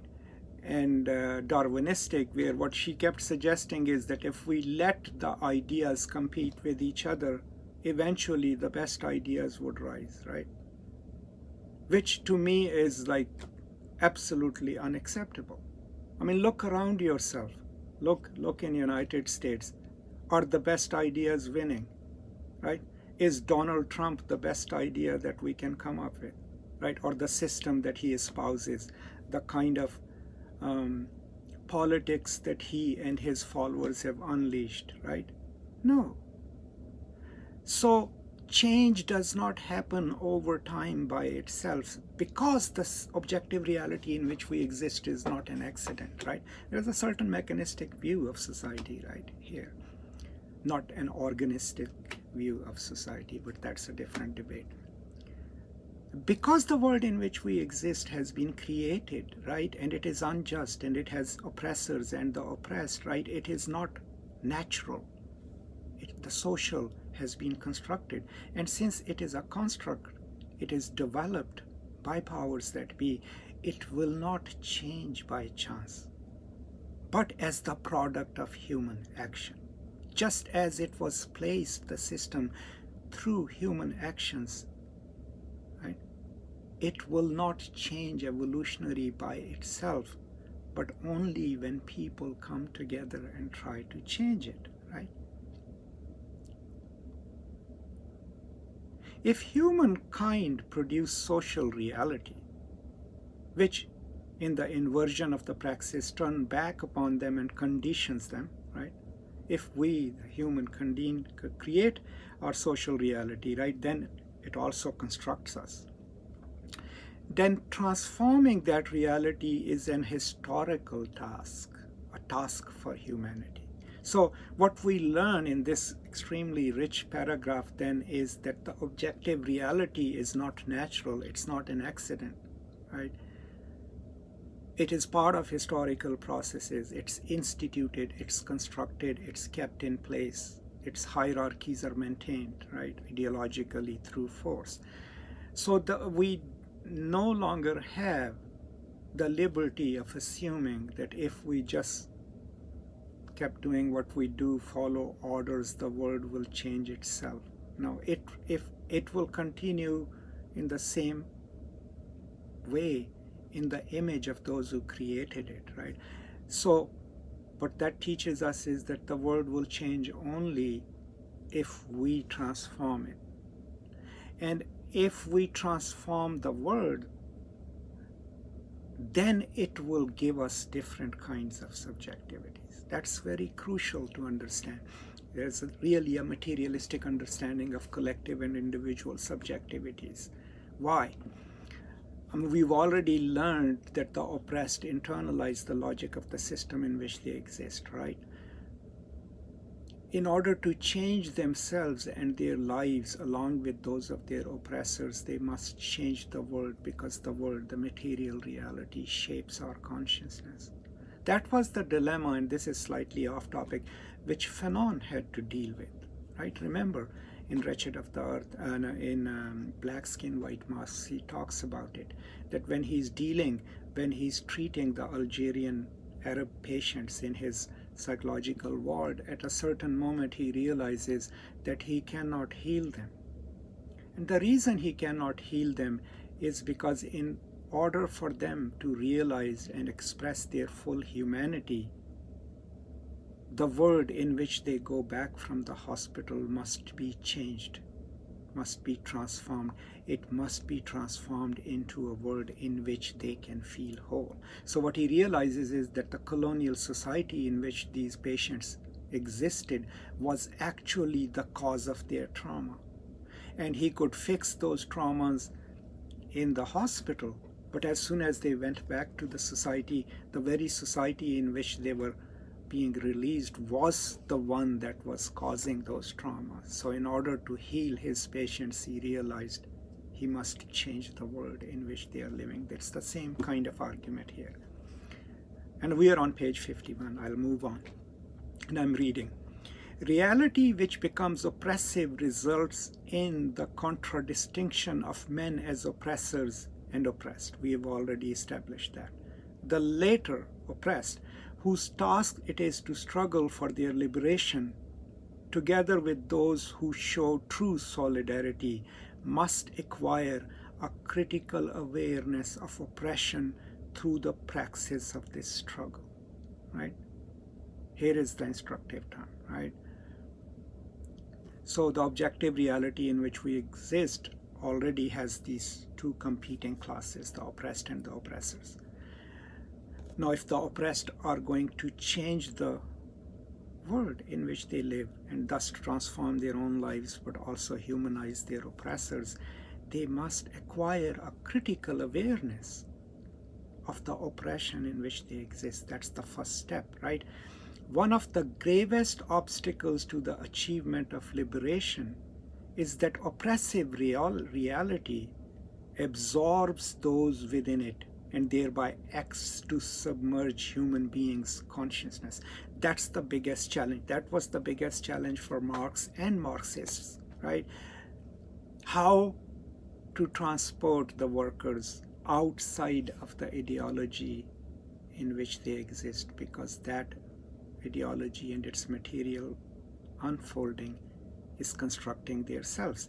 So the biggest obstacle in achieving individual or collective liberation is to dislodge the dictates of the reality in which people exist, in which the oppressed exist. So what we are learning is that we cannot change things unless the material reality, the objective reality that shapes our consciousness is transformed. And acknowledging that is the first step. That is why it's not going to happen through an accident. You don't sit one day and step outside of that reality that shapes you. That's the significance of pedagogy, right? That's where he's taking us, right? Functionally, oppression is domesticating. To no longer be prey to its force, one must emerge from it and turn upon it. This can be done only by means of the praxis, reflection and action upon the word in order to transform it. I'm going to stop here today, right? So, oppression being domesticating, what does it mean?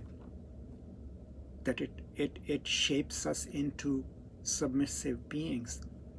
Not just beings who are submissive and take orders, but beings who acknowledge and accept the assigned role that they have, either through brute force, or if you want to come through Antonio Gramsci, through hegemony, through connecting our interest with our oppressors. But either way, an oppressive system forces us into a controlled individual and collective subjectivity, into certain learned performances and behaviors within it, right?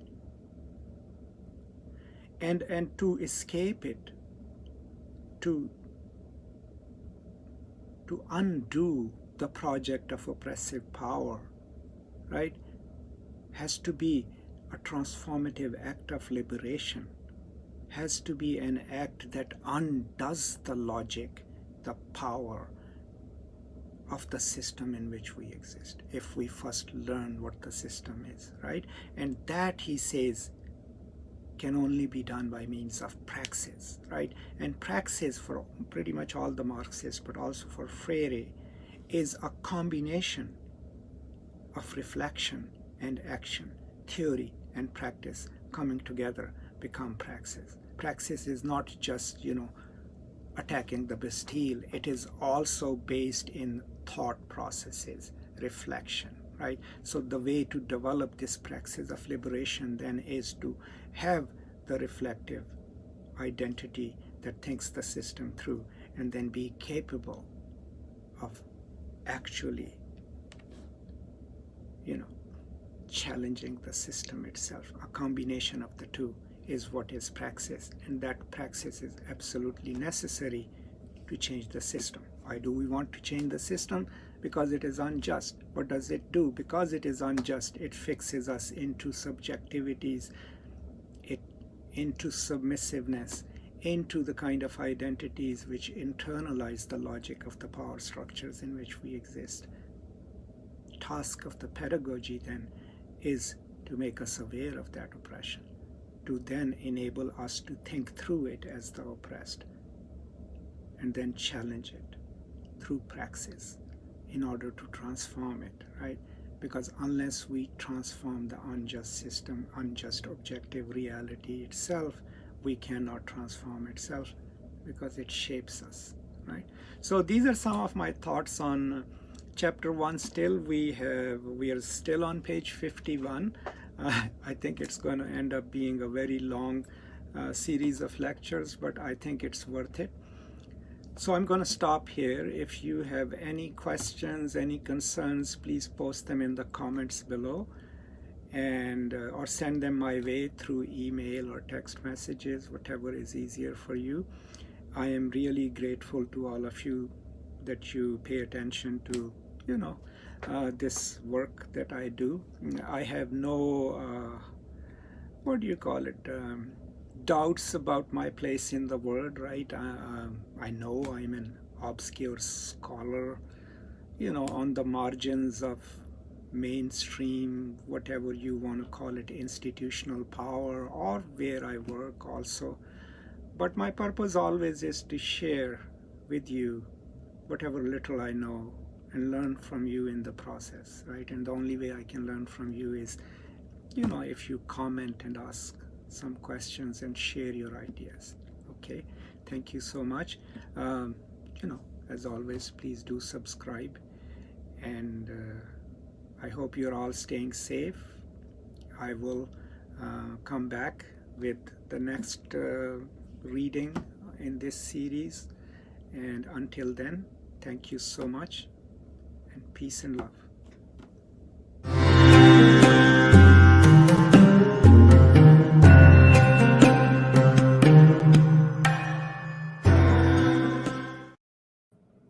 Hello, and welcome to Postcolonial Space. I'm Masood Raja, and today I will continue my conversation with you about Paulo Freire's Pedagogy of the Oppressed. Now, in the previous chapter or previous reading, we had reached page 59, and the instructive moment there where Freire is talking about praxis, right? So I'll briefly touch upon that and then move on to the next section. Now, here's what we read. And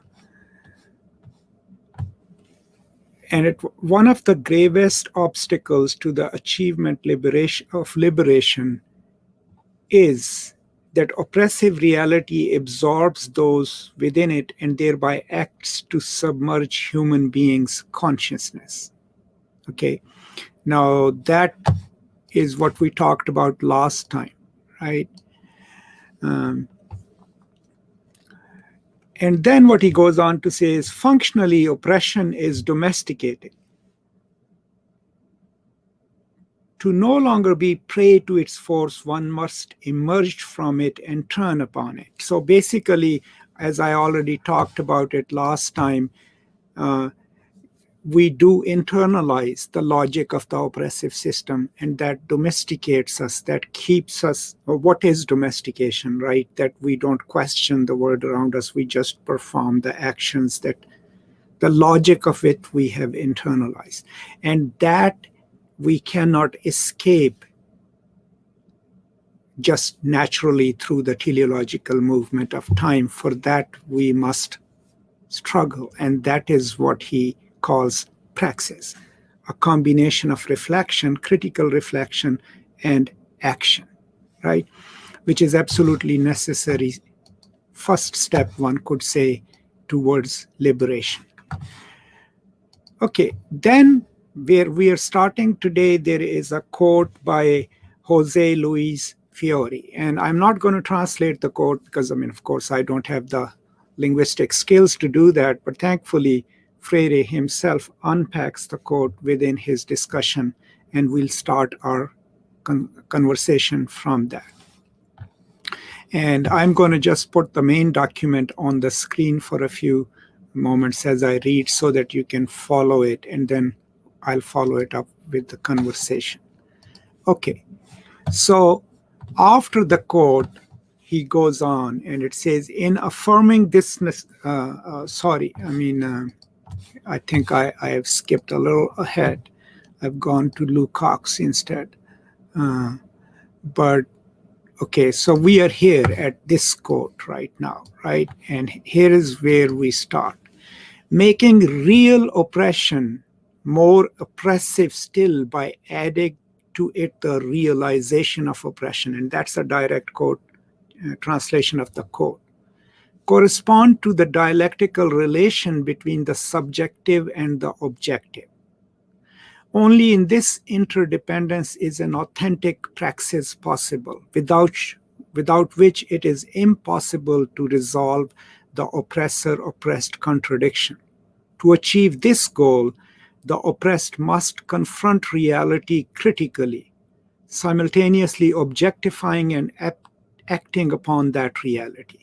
A mere perception of reality not followed by this critical intervention will not lead to a transformation of objective reality, precisely because it is not a true perception.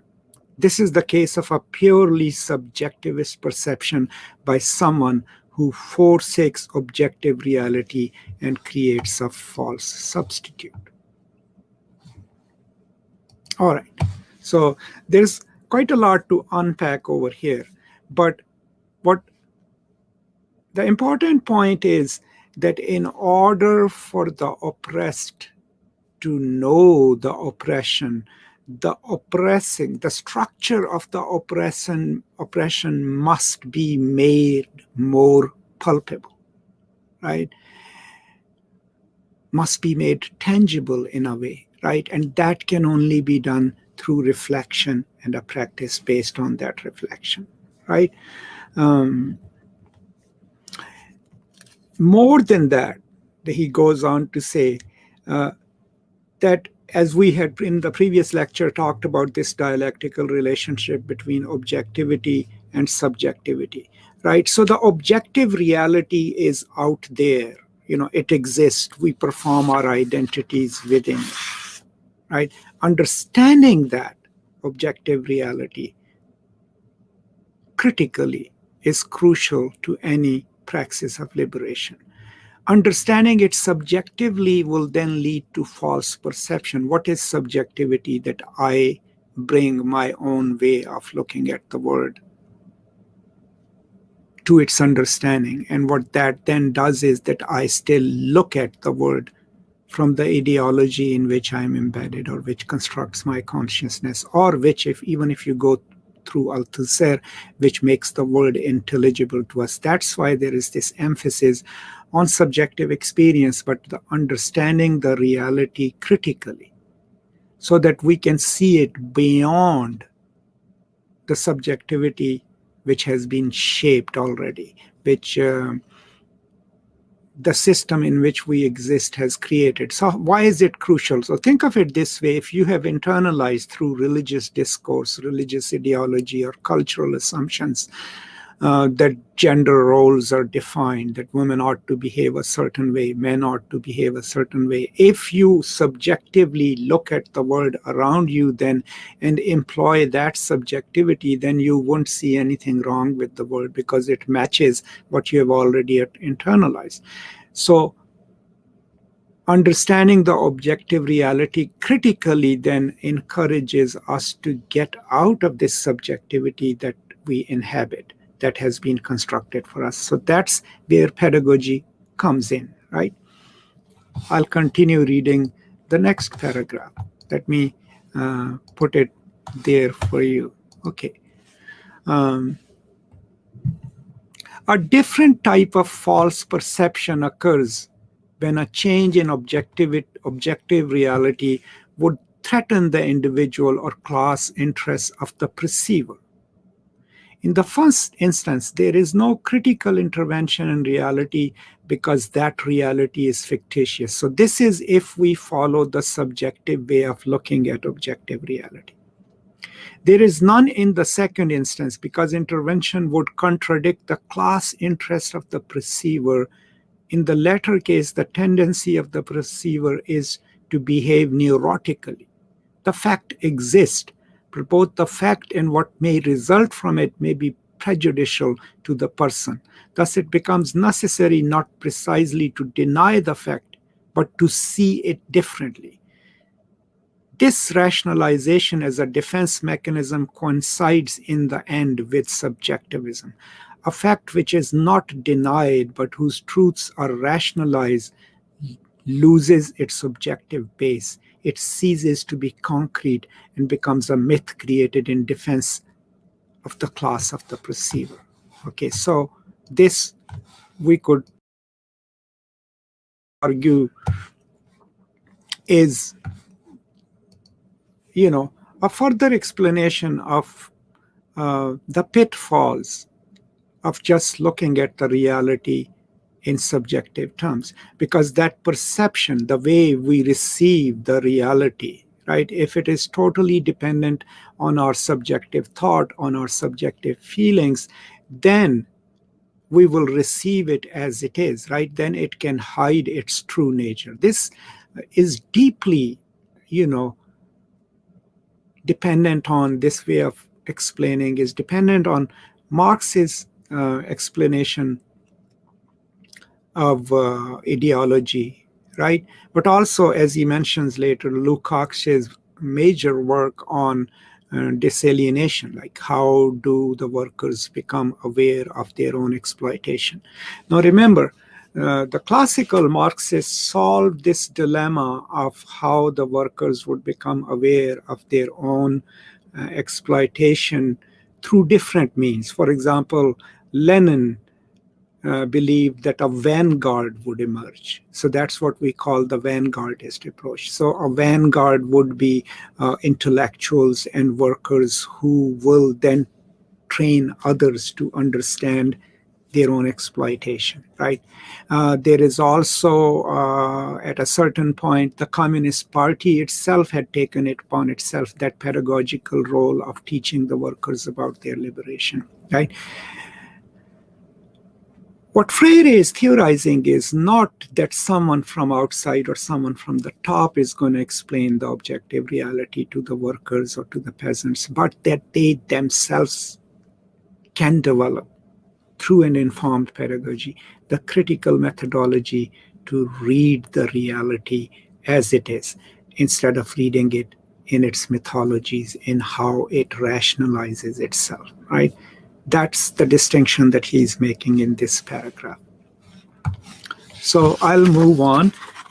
This probably is going to be not a very long lecture. Okay. So the problems of perception, right? I read, herein lies one of the reasons for the prohibitions and difficulties to be discussed at length in Chapter 4, designed to dissuade the people from critical intervention in reality. The oppressor knows full well that this intervention would not be to his interest. What is to his interest is for the people to continue in a state of submersion in the face of oppressive reality. Of relevance here is Lukács's warning to the Revolutionary Party. And I'm not going to dwell a lot on Lukács, maybe I'll do a little, but so the interest of the oppressing class, what is their interest? Their interest is to keep the system intact, right? And to keep the oppressed from becoming critically aware of the system of oppression itself, because unless they become critically aware of it, they cannot transform it, they cannot change it. So the system of power as it exists is, you can see that it perpetually, constantly must keep that misperception or that misrecognition functional. How do we understand that? Think of any world system or a national system or a religious system. All the people who are in the positions of dominance and who get to dictate reality are constantly, perpetuating the mythologies, but are also practically trying to deny the oppressed, the poor, and the weak the modes of either mobilizing or even critically understanding the system in which they exist. And that's how the system normalizes itself. Now, post Althusser, we can say that it's not necessarily done through repressive forces, though repression is a part of it, but mostly ideologically, right? So, I mean, think of what comes to your mind. In my own home country, Pakistan, right? One of the most powerful ideological forces is religion, right? So what do these religious scholars or religious leaders do? They constantly keep perpetuating the mythologies of gender roles, right? Or mythologies of what is permissible and what is not, right? They police it, sometimes militantly, impose their will. But they are also very comfortable in telling you these are the questions you ought not to ask. And the fear behind is that if the people, if the students, if the general public starts asking these questions, then the system that they have built, right, comes to crisis. So there are different ways of enforcing that. You can make certain subjects taboo. You can make certain things blasphemous, right? Have punishments for them. But all of that is meant to keep the infrastructural aspects of power in place, right? And so those who are in the oppressive condition or oppressive situation, then since they have internalized the logic of the world they exist, keep looking at that reality from that ideological point of view. And the only way they can change it is if they realize that the system within which their identities and selves are created is itself unjust. And that's where critical pedagogy, comes on, right? So I'll move on to the next. And he's now discussing Lukács in affirming this necessity. Okay, what is that necessity, right? Lukács is unquestionably posing the problem of critical intervention and he's quoting in to explain to the masses their own action is to clarify and illuminate the action, both regarding its relationship to the objective acts by which it was prompted and regarding its purpose. The more the people unveil this challenging reality, which is to be the object of their transforming action, the more critically they enter that reality. In this way, they are consciously activating the subsequent development of their experiences. There would be no human action if there were no objective reality, no world to be the not I of the person and to challenge them, just as there would be no human action if humankind were not a project, if he or she were not able to transcend himself or herself, if one were not able to perceive reality and understand it in order to transform it. So as he draws on Lukács's explanation of how the workers would come to consciousness, right?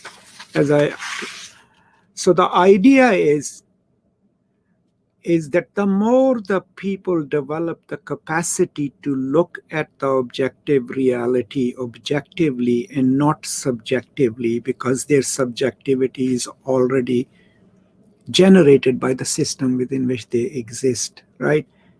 And the more the exploitative conditions are highlighted, made perceptible, right? Only then we will develop a subject I, right, who doesn't want to be like the oppressor, but who as a first step understands that the conditions in which he or she exists are unjust. And that will also require, a transcendence from the given. What does that mean?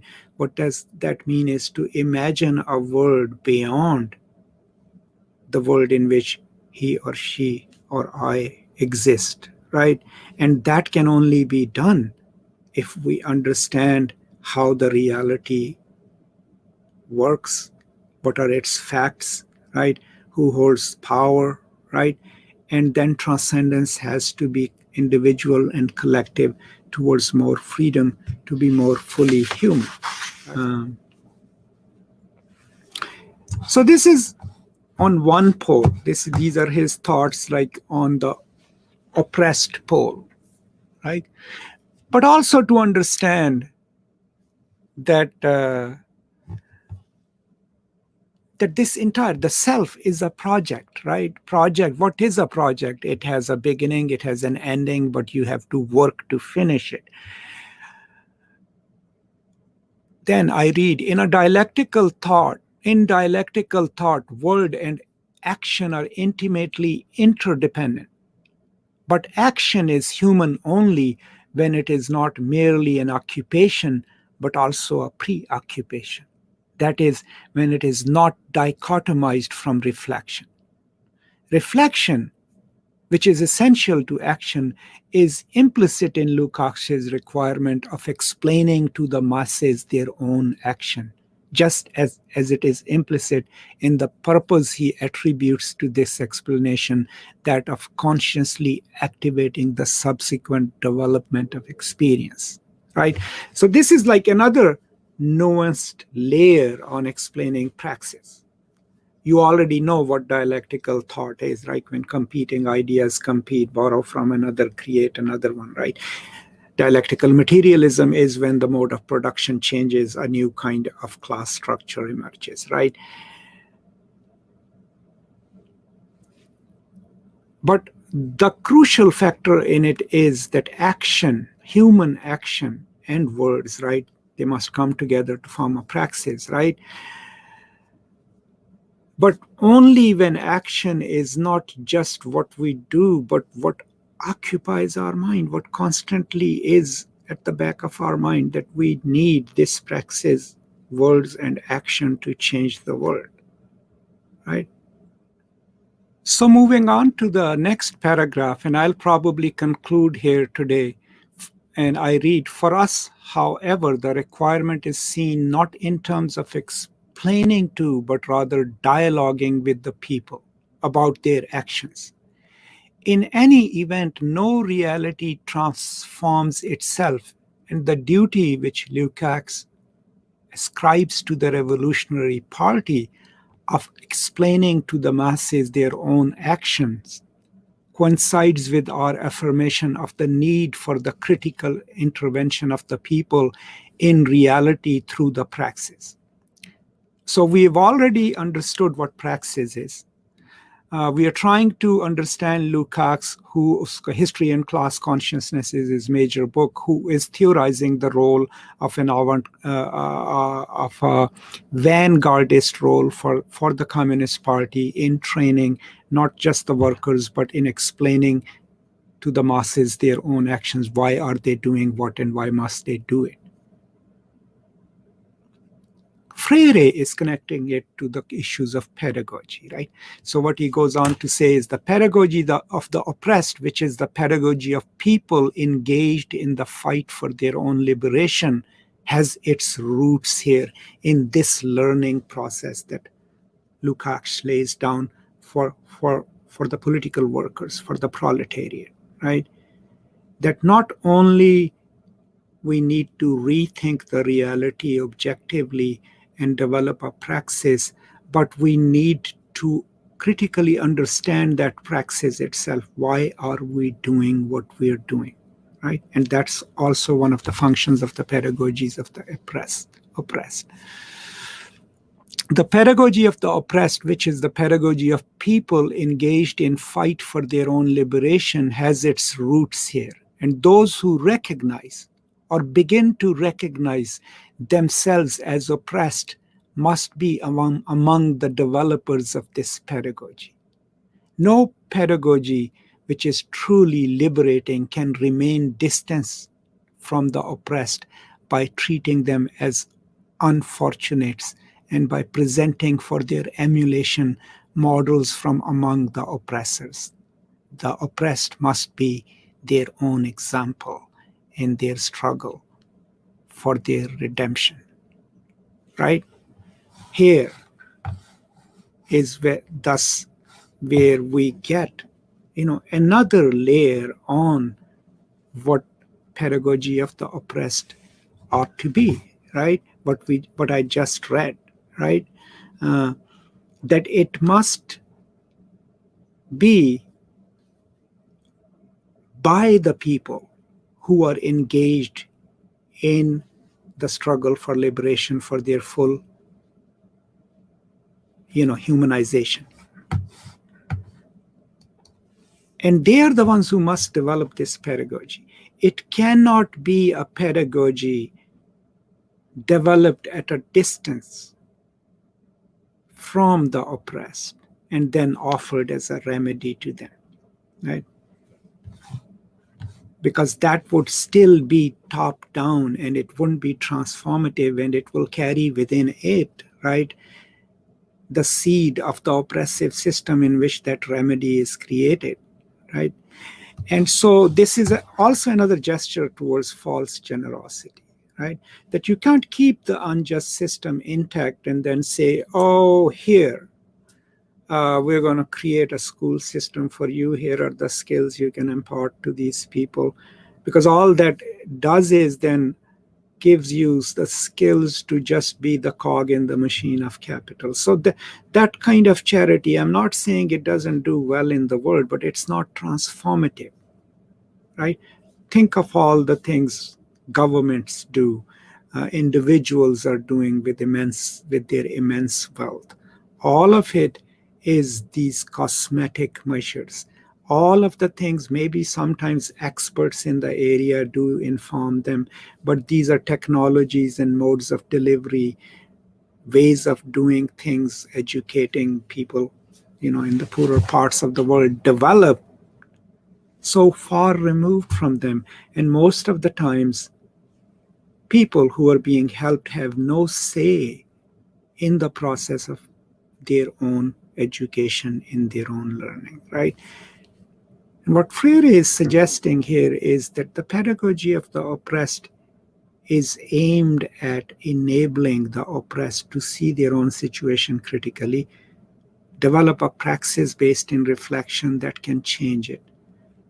But they are the ones who will develop this pedagogy of the oppressed. They are the ones who must create it through their experience, through their reflection, and that it cannot be implemented from outside, especially from the top, but it must be developed, implemented, and created by the oppressed themselves and those in solidarity with them, those who have entered the world of the oppressed. So this is where I'm going to stop today. I think we are somewhere on page 53. He will go on to explain the 2 stages of development of pedagogy of the oppressed.